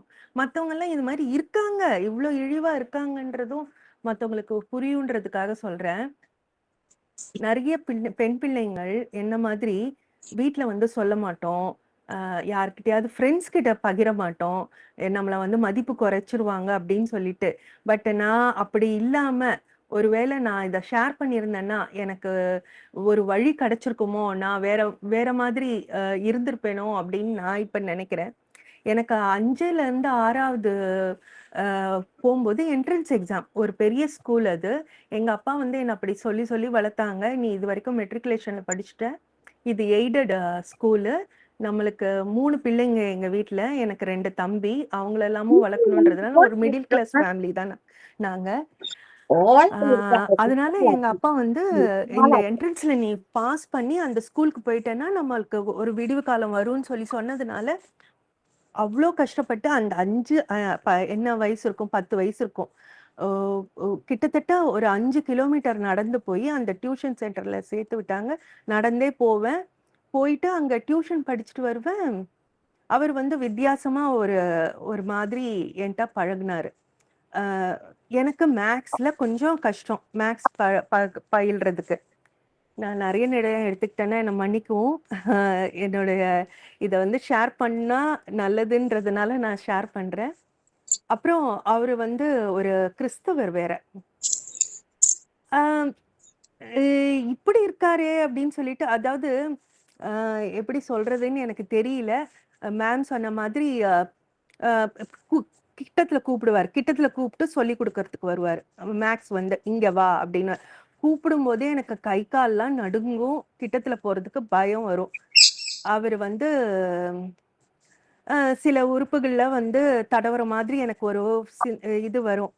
அப்போ நான் தள்ளி தள்ளி போவேன். "சார் இத சொல்லுங்க" அப்படின்னு சொல்லிட்டு நோட் புக்க மாத்திரம் காமிச்சுட்டு, இத வந்து சொல்லி "பயப்படாத, கிட்ட வா" அப்படின்னுவாரு. எனக்கு ரொம்ப சங்கடமா இருக்கும். அப்புறம் ஒரு நாள் பார்த்தேன். மறுநாள் வந்து அப்பா கிட்ட சொல்லலாமா? சொல்லக்கூடாதா? அம்மா கிட்ட சொல்லலாமா? சொல்லக்கூடாதா? சொன்னா நம்மள தான் திட்டுவாங்களா? இப்படிலாம் பல எண்ணங்கள். அப்போ இருந்த ஃப்ரெண்ட்ஸ் கிட்ட ஷேர் பண்றதுக்கும் வழி இல்ல இல்லையா? இத போய் நம்ம யார்கிட்ட சொல்லி யார் நம்மளுக்கு நம்ம எப்படியாவது இந்த 30 நாளும் இந்த கிளாஸ வந்து முடிச்சுட்டு, நல்லபடியா பாஸ் பண்ணி ஆவணும். அதே சிந்தனை தான் எனக்கு இருந்தது. ஆ பல்ல கடிச்சுக்கிட்டு முக்காவாசி டவுட் கேட்காம அவர்கிட்ட தள்ள பார்ப்பேன். எல்லாரும் இருக்கும்போது சீக்கிரமா முடிச்சுட்டு, "சார் நான் கிளம்புறேன்னு" சொல்லிட்டு வந்துருவேன். இப்படியே தான் பண்ணிட்டு வந்தேன். நல்லபடியா 6த் ஸ்டாண்டர்ட்ல என்ட்ரன்ஸ் எக்ஸாம்ல பாஸ் ஆகி நான் வந்து என்டர் ஆனோனே, என்னுடைய சிந்தனைகள்லாம் வேற மாரி ஆச்சு. நித்யா மேடம் சொன்ன மாதிரி பல பல ரோமியோக்கள், பல இதே மாதிரி கடந்து வந்திருக்கேன். சைக்கிள்ல ரூட் விட்ட மேம் வந்து சொன்னாங்க, இது கைய விட்டுட்டு சைக்கிள் ஓட்டுனேன்ட்டு. எனக்கும் வந்து சைக்கிள் தான் என்னோட ரோமியோ. பட் சைக்கிள் ஓட்டிக்கிட்டு வந்த ரோமியோக்கள்லாம் நெறைய பேர் இருக்காங்க. கட்டடிக்கிறது என்ன, நம்ம நடந்து போம்போது லெட்டர் போடுறது என்ன, பயங்கரமான ரோமியோக்கள். அதெல்லாம் கடந்து நம்மளோட குறிக்கோள் அப்பா சொன்ன மாதிரி நல்ல மார்க் எடுக்கணும். அத மட்டும் தான் நம்ம வந்து வச்சுக்கணும் அப்படின்னு சொல்லிட்டு இதெல்லாம் வந்து ஒரு தடை கற்களா அதெல்லாம் நீலாம் என்னடா இதோட எனக்கு ஒரு ராஜகுமாரன் வருவான்டா. என்ன வந்து குதிரையில வந்து தூக்கிட்டு போறானோ இல்லையோ பைக்லயே வந்தாது தூக்கிட்டு போவான்டா அப்படின்னு சொல்லிட்டு கற்பனை உலகத்துல நான் ஒரு ராஜகுமாரனை என் மனசுல வச்சுக்கிட்டு அப்படி ஒவ்வொருத்தங்களையும் கடந்து வந்துட்டே இருந்தேன். நிச்சயமா கடவுள் வந்து எனக்கு அதுக்கு அருளும் புரிஞ்சாரு. அ என்னன்னா அதுக்கப்புறம் பல வருஷங்கள் கழிச்சு, இன்னைக்கு வந்து நான் நெறைய நாள் நெனச்சு பார்த்துருக்கேன். அந்த ஆசிரியர போய் நான் பார்க்கணும். பார்த்து பேரன், பேத்திலாம் எடுத்திருப்பல்ல இப்போ. அ உ உன் பேத்திக்கோ, இல்ல உன் மகளுக்கோ இது மாதிரி நடந்திருந்தா நீ என்ன பண்ணியிருப்பன்ட்டு, 4 கேள்வி நறுக்குன்னு கேட்கணுன்ட்டு எனக்கு ஒரு ஆசை. உயிரோட இருக்காரோ இல்லையோ தெரியாது. ஆனா, எங்கேயாவது ஒரு சந்தர்ப்பம் கிடைச்சா அவர போய் பார்த்து கேட்கணும் அப்படின்னு சொல்லிட்டு அந்த சந்தர்ப்பத்துக்காக கடவுள்ட்ட வேண்டிக்கிறேன். ஆனா, யாரும் திருந்தலாம் மாட்டாங்கங்க. அந்த மாதிரி பண்றவங்கலாம் திருந்தாத ஜென்மங்கள் அவங்கலாம். நம்ம வந்து இப்ப இருக்க ஜெனரேஷனுக்கு நான் என்ன கத்துக்கிட்டேன்னா, நீ வந்து குங்ஃபு கத்துக்கிறியோ, மார்ஷியல் ஆர்ட்ஸ் கத்துக்கிறியோ, நீ எந்த இடத்துல பேசணுமோ பேசு. தைரியமா இரு. எதிர்த்து பேசு. அப்படின்னு நம்ம பிள்ளைங்களுக்கு சொல்லி தரணும். எல்லா இடத்துலயும் கள்வர்கள் இருக்க தான் செய்வாங்க. நம்ம வந்து அந்த பாதையை எப்படி கடந்து வருதுன்னு நம்ம பிள்ளைங்களுக்கு சொல்லித் தரணும். எல்லாரும் தைரியமான பிள்ளைங்களா இருக்கணும். இவங்களெல்லாம் நினைச்சு நம்ம முன்னேறதுல வந்து பின்தங்கிடக்கூடாது. இதெல்லாம் வந்து உரமாவும் வாழ்க்கையில வந்து ஒரு இதுவாகவும் நினைச்சிட்டு நம்ம வாழ்க்கைய வரமா மாத்திட்டு நம்ம போயிட்டே இருக்கணும். அதுதான் வேல்யூ ஆடிங்ல நான் சொல்ல வரேன். நிறைய வாழ்க்கையில நடந்திருக்குங்க, கசப்பான விஷயங்கள் நடந்திருக்கு. அதெல்லாம் எடுத்து போட்டுட்டு நம்ம வந்து இந்த ஜென்ரேஷனை எப்படி செம்மையாக்குவோன்ட்டு நம்ம பார்த்து செம்மையாக்குவோம். Nithya Devi madam, hats off to you. இந்த நினைவலைகள் எல்லாம் கிளறி என்னை வந்து பேச வச்சதுக்கு. திருமண வாழ்த்து திருமணம் கொண்டாடும் அவங்களுக்கும் வாழ்த்து தெரிவிச்சுக்கிறேன். அப்புறம் ஆண்டனி அவர்களும் சீக்கிரம் குணமடைய பிரார்த்திச்சுக்கிறேன். நேத்து ஜெயஸ்ரீன்ற எனக்கு தெரிஞ்ச ஒரு பொண்ணுக்கு பிறந்த நாள், அவங்களையும் நீங்க வாழ்த்தணும். பிடிஎஸ் படிக்கிறா, மேன்மேலும் அவ வந்து வாழ்க்கையில உயரணும்னு நீங்க வாழ்த்து தெரிவிக்கணும். நன்றி மேடம், நன்றி அனைவருக்கும். சிறப்பு. அவங்களுக்கும் பிறந்த நாள் வாழ்த்துக்களை தெரிவிச்சுக்குவோம். ரொம்ப நன்றி, சூப்பரா பேசுனீங்க. இன்னும் வேற யாராவது பேசுறீங்களா?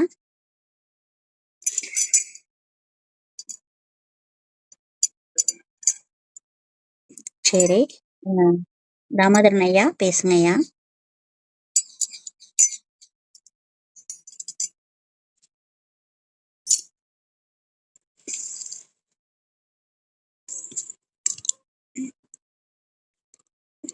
எல்லாரும் பேசிட்டீங்களா? சரி, ஆ, பேசுங்க. அதாவது பள்ளியில் படிக்கும்போது சில விஷயங்கள் நடக்கத்தான் செய்யும். ஆனால் அதை மற்றவர்களிடம், நம்முடைய நண்பர்களிடம் பகிர்ந்து கொண்டால் அதை அப்பொழுதே களையெடுத்து விடலாம். எங்கள் 10ஆம் வகுப்பு படிக்கும்பொழுது இது பல விஷயங்கள் நடந்தது என்பதை நாங்கள் ஒரு 10 பேர் குரூப்பாக இருப்போம். இது யார் எங்கெங்கே சொல்கிறாங்களோ அவங்க சொல்கிறத நாங்கள் கேட்டு அவர்களை கண்டிக்கும் வகையில் நாங்கள் நடந்து கொண்டோம். அதைப்போல் ஆனால் இப்பொழுது அது நடக்குமா என்று தெரியவில்லை. அதைப்போல் நடந்தால் ஒரு மாணவிக்கும் அல்லது டீச்சருக்கும் ஒரு நல்ல விடிவு காலம் பிறக்கும் என்று இப்பொழுது நான் நினைக்கின்றேன். இதைப்போல மனக்குமுறல்களை அடக்கி வைத்திருப்பது தான் அவர்களுக்கு ஏற்படும் பின் விளைவுகள் நிறைய ஏற்படும் என்று கூறி அதை உடன் பழகும் மாணவர்களிடம் கூறி அப்பொழுதே அதற்கு தீர்வு காண வேண்டும் என்றுதான் நாங்கள் அப்பொழுது நினைத்தோம். இப்பொழுதும் அதைதான் நினைக்கின்றோம்.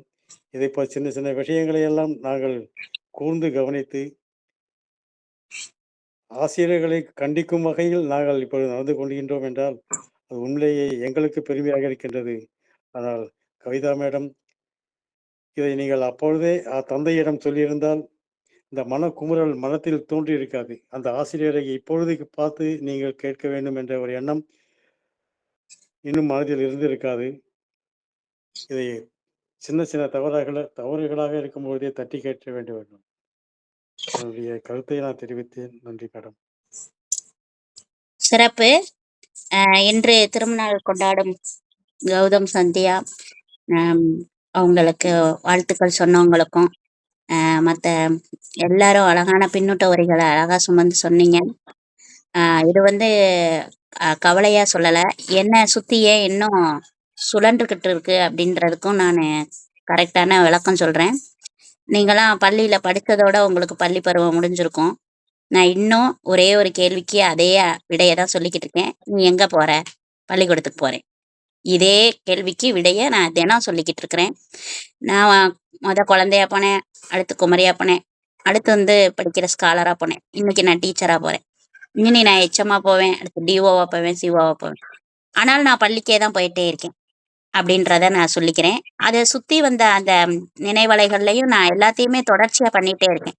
யோகாவாகட்டும், ஹிந்தி ஆகட்டும், டியூஷன் ஆகட்டும், மெமரி கிளாஸ் ஆகட்டும். அப்ப நான் அந்த சூழல்ல இருக்கக்கூடிய அந்த ஏன்னா எல்லாருக்குமே நல்லதை மட்டும்தான் நம்ம சொல்லிக்கிட்டே இருக்கோம். அன்னைக்கு 16 பிள்ளை இருந்துச்சு. இதுல ஒரு கெமிஸ்ட்ரி வாத்தியாரையும் சொல்லணும். அவ்வளோ கண்ணியமானவர். அந்த கெமிஸ்ட்ரி வாத்தியார் வந்து இன்னைக்கு இல்லைன்னு சொன்னா அந்த 196 மார்க் நான் எடுத்திருக்கவே மாட்டேன். ஹெண்டர்சன் சமன்பாடு மட்டும் அமிலகாரம் பிரிக்கிறதுல தவறா எந்த பரீட்சைக்கும் நித்யா கலங்கினதே கிடையாது. அந்த ஹிந்தி டீச்சர் வந்து காசெல்லாம் வாங்கிட்டு போனனால அந்த 49 பேர் பாஸ். இந்த 50வது குழந்தையான நித்யா ஃபெயில் அந்த இடத்துல. அப்ப எனக்கு வலி இருக்கத்தானே செய்யும். நான் அத அங்க சொல்லல. இருக்கட்டும். ஆனா அந்த டீச்சர்னால எல்லா டீச்சரும் தவறுன்னு நான் சொல்லவே போறதில்ல. ஒரு சில பேருக்காக எல்லாத்தையும் இது பண்ண முடியாது. ஹீலர் ஐயா சொன்னது மாரி, நிஜமா நான் பாசிட்டிவிட்டி தான் எடுத்துக்கிட்டு தான் மூவ் ஆவேன். எதுக்காக நான் இந்த நெகட்டிவிட்டி எதுக்காக நான் சொல்லுவேன் அப்படின்னு சொன்னா, அந்த இடத்துல அந்த சப்கான்ஷியஸ் ஹோல் வந்து ஓப்பன் ஆயிருக்கும். நீங்க என்னதான் நீங்க பாசிட்டிவிட்டியா பேசினா கூட, ஒரு சின்ன நெகட்டிவிட்டி, சின்ன ஒரு அழுகைக்கான ஒரு சிம்பல், ஒரு சிம்பத்தி கிரியேட் பண்ணீங்கன்னா, அந்த 90% நீங்க ஹேப்பியா பேசுனதுக்கு இந்த 1% டிராப் தொறந்து முத்தா விழுகுன்றக்காக தான் தவிர, நித்யா எப்பயுமே பாசிட்டிவிட்டியான கேர்ள் தான். அ அதுல ஒரு ஐயப்பாடே இல்ல. ஏன்னா நீங்க சொன்ன எல்லாமே செம்மையா நோட் பண்ணி அழகா சொன்னீங்க ஹீலர் ஐயா. தாமோதரன் ஐயா மனக்குமுறல்ன்ற காட்டிலும் பெண்கள் படக்கூடிய அந்த கஷ்டமான நினைவுகள், அந்த வயது கடந்து வர்ற அந்த விஷயங்கள் கிடையாது. 2 கான்செப்ட் பேசும்போது சிவசங்கரி மேம் மாரியே பேசினேன். நீங்க எல்லாரும் கவனிச்சிருக்கலாம். அத நோட் பண்ணியிருந்தா தெரியும். அடுத்து நாகவள்ளி அம்மாவும் சில வகையான சிறப்புகள்லாம். நிச்சயமா நானும் அதே மாரியே தான் போயிட்டே இருக்கேன். இன்னும் மென்மேலும் வளருவோம். லோகநாதன் ஐயா நான் கேட்கல, வருத்தப்பட்டேன் அப்படின்றது. கவிதாம்மாவுடைய உள்ள குமரல கிளம்பி ஒரு நிகழ்வு அவங்க சொன்னது. ஏன்னா இப்ப இருக்கிற ஜெனரேஷனுக்கு என்ன செய்றாங்கன்னே தெரியல. ஆனா good touch, bad touch, don't touch அந்த ஒரு இது கான்செப்ட் கொண்டு போய்க்கிட்டு இருக்கிறாங்க. இருந்தாலும் எந்த மாரி போகுது சரி. இப்ப லட்சுமி நாராயண ஐயா கைகளை உயர்த்தியிருக்காங்க. வாருங்களேன் அவங்களோட பின்னூட்ட வரிகளை மேலான கருத்துக்களை தெரிவிங்க. அனைவருக்கும் காலை வணக்கம். தாமதத்துக்கு மன்னிக்கவும். நேற்று நைட்டு வந்து வீட்டுக்கு வரும்போது 1 மணி 1:30 மணி ஆயிடுச்சு. ஆக்சுவலா சீக்கிரம் எழுந்துக்க முடியல. ஆனா இப்ப நீங்க சொன்ன மாதிரி நீங்க எல்லாம் பேசின ஃபீட்பேக்கை பார்க்கும்போது ஒரு இம்பார்ட்டன்ட் டாபிக் மிஸ் பண்ணிட்டேன்ற ஃபீலிங் தான் எனக்கு இருக்கு ஆக்சுவலா. இப்போ நீங்க பேசின விஷயம் வச்சு பார்க்கும்போது எனக்கு வந்து இந்த பெண்களோட அந்த இதுதான் இப்போ ஃபீல் ஆகுது எனக்கு. இப்போ ஒன்றும் இந்த இன்னும் சமூகம் மாறலன்றதுக்கு ஒரு பெரிய உதாரணம் இந்த சின்மயியோட மேட்டர் தான் ஆக்சுவலா. சின்மயி வந்து எவ்வளோ பெரிய பாடகி வைரமுத்துக்கும் அவங்களுக்கும் பிரச்சனை வந்திருக்கு பெரிய பெரிய லெவலில். ஆனால் அந்த பெரிய லெவலுக்கு செய்யும்போது யாருமே சப்போர்ட்டே பண்ணுறதில்ல அவங்களுக்கு. இனி வரைக்கும் வந்து அவங்கள ஒதுக்கி வச்சவங்கள தவிர அந்த அந்த அந்த வைரமுத்தோட என்ன இஷ்யூ அதெல்லாம் அவங்க வந்து பாதிக்கப்பட்டிருக்காங்கன்றது யாருமே கேட்க தயாராக இல்லை. இவன் வந்து பெண்கள் தான் பற்றி பேசுகிறாங்களே தவிர எந்த ஆம்பளையும் இது வரைக்கும் அதை புரிஞ்சுக்கிட்டு வந்து வைரமுத்து தப்பு பண்ணிருப்பாருன்ற ஒரு ஆண்கள் யாரும் பேசவே இல்லை ஆக்சுவலாக. அவர் தப்பு பண்ணிருக்காரு இல்லைன்ற அடுத்த விஷயம். பட் ஒரு பொண்ணு வந்து வெளில வந்து சொல்லும்போது அதுக்கு ஹானர் பண்ணி அதுக்கு நம்ம வந்து அதுக்கு உண்டான ஆக்ஷன் எடுக்கணுன்றது தான் என்னோட தாழ்மையான இது ஆக்சுவலாக. ரொம்ப அருமையான ஆக்சுவலா இது வந்து வெளியில் சொல்கிறதுக்கு ரொம்ப கஷ்டமான இதுதான் அது. பெண்கள் வெளில வரும்போது நம்ம வந்து நம்ம சப்போர்ட் பண்ணுறது தான் நம்மளோட முக்கியமான இதுக்கு கடமைன்றது நான் ஃபீல் பண்ணுறேன் ஆக்சுவலாக. ரொம்ப தேங்க்ஸ் மேடம். அதுல நிறைய நல்லதுகள்லாம் நம்ம சொன்னோம். நிறைய இடத்துல மதிப்பு எங்க கூடுது, குறையுது இதெல்லாம் நம்ம பார்க்க தான் வேணும். அதுக்காக தான் சொல்லப்பட்டது. ஏன்னா பிள்ளைங்களுக்கு தெரியல. இன்னைக்கு இருக்கிற பிள்ளைங்களுக்கு வந்து நிறைய தெரியல. நடக்கிற விஷயம் என்னன்னு தெரியல. பேக நம்மளே தூக்கிட்டு போணும். ஏன்னா அது கார் வரைக்கும் அம்மா தூக்கிக்கிட்டு வர்றா. நம்மள அப்படி இல்ல. நம்ம நாய் மாரி இழுத்துக்கிட்டு வந்தோம். தரன்னு இழுத்துட்டு வருவோம். அதுக்கப்புறம் வந்தோனே யூனிஃபார்ம கழட்டணுன்றது நமக்கு தெரியும். ஆனா இங்க யூனிஃபார்ம் இன்னுமே போட்டிருக்கு. காலையில விடிஞ்சு போச்சு. ஆனா ஞாயித்துக்கிழமை இன்னும் யூனிஃபார்ம் இருக்கு. எந்த யூனிஃபார்ம்ல இருக்கணும்னே தெரியல. யூனிஃபார்மா இருக்கிறதா? யூனிஃபார்ம்ல இருக்கிறதா? என்ன? ஒண்ணும் புரியல. ஆனாலும் என்ன விஷயங்கள கொண்டு போகணும் அப்படின்றதுக்காக தான் அது சொல்லப்பட்டது. இது எல்லாமே எப்படியும் இன்னைக்கு இதுதான் சொல்லப் போறோம்லாம் எனக்கு தெரியாது. இன்னைக்கு நான் பேசப் போறேன்னு மட்டும் எனக்கு தெரியும். ஆனா நான் என்ன பேசப் போறேன்னு எனக்கு தெரியாது. ஆனா நமக்கு என்ன கொடுக்கணுமோ அது குடுத்துட்டோம் அப்படின்றதுல உறுதி இருக்கு. அப்ப நீங்க சொன்ன மாரி நம்ம ஏன் சுத்திக்கிட்டே இருக்குன்னு புரிஞ்சிருச்சா? ஏன்னா என்னோட லைஃப் ஃபுல்லா ஸ்கூல்லயே சுத்திக்கிட்டே இருக்கனால அது புரிஞ்சிருச்சு. இதுல வந்து ஒரு பாப்பா வந்து எங்க ஸ்கூல்லயே ஒரு அனுபவம் எனக்கு வந்துச்சு. அதையும் நான் சொல்லிட்டு நிறைவு செஞ்சுருவோம் நம்ம இந்த நிகழ்வ. அந்த பாப்பா வந்து அழுதுச்சு வந்து. ரொம்ப அழுதுச்சு. "ஏன் அழுகுற?" அப்படின்னு கேட்டேன். "நான் எங்க சித்தப்பா வீட்ல தான் நான் இருக்கேன். ஆனா என்னால நைட்டு தூங்க முடியல." அப்படின்னு அழுதுச்சு. "ஏன் என்ன பிரச்சனை?" "இல்ல எங்க சித்தப்பா வந்து என்ன சித்தப்பா மாரி பார்க்க மாட்றாரு. அப்பா மாரி பார்க்க மாட்றாரு. அவருடைய பார்வைகள் வந்து ரொம்ப பயங்கரமா இருக்கு. அதனால எனக்கு போர்வைக்குள்ள கூட வேர்வை தான் வருது." அப்படின்ற மாதிரி கோர்வையாக சொல்கிறதுக்காக நான் சொல்கிறேன். இந்த ஒரு தாக்கம் தான். நான் அந்த பாப்பாவை கூப்பிட்டுட்டு, நீ என்ன சொல்லணும்னு நினைக்கிற சொல்லு. என்னைய இங்கே தான் எங்கள் அப்பா வந்து அம்மா வந்து இங்கே தான் படிக்கணும், இருந்து படிக்கணும்னு சொல்கிறாங்க அப்படின்னு சொல்லுச்சு. நான் சொன்னேன், படிப்பே தேவையில்லையே, வேணாவே, உன்னை எப்படி பேக் பண்ணணுமோ பேக் பண்ணிடுவான், கவலைப்படாத அப்படின்னு சொல்லிட்டு இந்த பாப்பாவை வந்து ரொம்ப நாள் லீவ் போட சொல்லி அது பேரை எடுத்து அதை பள்ளியை விட்டு நான் அனுப்பிட்டேன். இதே நான் செஞ்ச விஷயம். அந்த பாப்பா அன்னைக்கும் சொல்லும், இன்னைக்கு மானத்தோட இருக்கிறேன்னா மிஸ்னால தான் அப்படின்னு. இது இது எனக்கு இதுக்காக முடிஞ்ச விஷயத்துக்கு இடையில இந்த மாதிரி ஒரு இதை எப்படி டீல் பண்ண முடிச்சுன்னா, இந்த மாதிரி விஷயங்களெல்லாம் நான் வந்து என்னோட பிரெயின் லேயரில் அவங்க சொன்ன மாதிரி பரணியில் போட்ட ஒரு இடத்துல இருக்க மாதிரி கொஞ்சம் ஸ்டோர் பண்ணி வச்சனால தான் நான் டீல் பண்ண முடிஞ்சிச்சு. அப்போ தான் நான் ரொம்ப ரொம்ப ஹாப்பியாக இருந்தேன். ஒரு டீச்சர் பாடம் எடுக்காமல் அந்த பிள்ளைய மானத்துக்காக காப்பாற்றணும்னு நினச்சதுல சந்தோஷப்பட்டேன். பாடம் எடுக்கிறது டீச்சரோட வேலை இருக்கட்டும், அதை விட தேவை அந்த பிள்ளையோட ஒழுக்கம், அந்த பிள்ளையோட மானம் அப்படின்றதெல்லாம் ரொம்ப சந்தோஷமா இருந்துச்சு. மறுபடியும் கைகளை லட்சுமி நாராயண ஐயா இருக்கீங்க, சொல்லுங்க ஐயா. ஹீலர் ஐயாவும் சொல்லுங்க. ரொம்ப நல்ல பிரமாதமா போச்சு. எனக்கு இந்த இடத்துல ஒரே ஒரு நிகழ்வு சொல்லணும்னு நினைச்சேன். கேவிஎம்னு என்னோட ஃப்ரெண்டு சித்தார்த்தன்னு, அந்த சித்தார்த்தன் என்ன பண்ணாருன்னா, இந்த இடத்துல இருக்கக்கூடிய விஷயங்கள்லாம் சில இதுல மாற்றங்கள் கொண்டு வரணும், ஸ்கூல் தான் இப்படி இருக்கணும் அப்படின்னு டிசைன் பண்ணி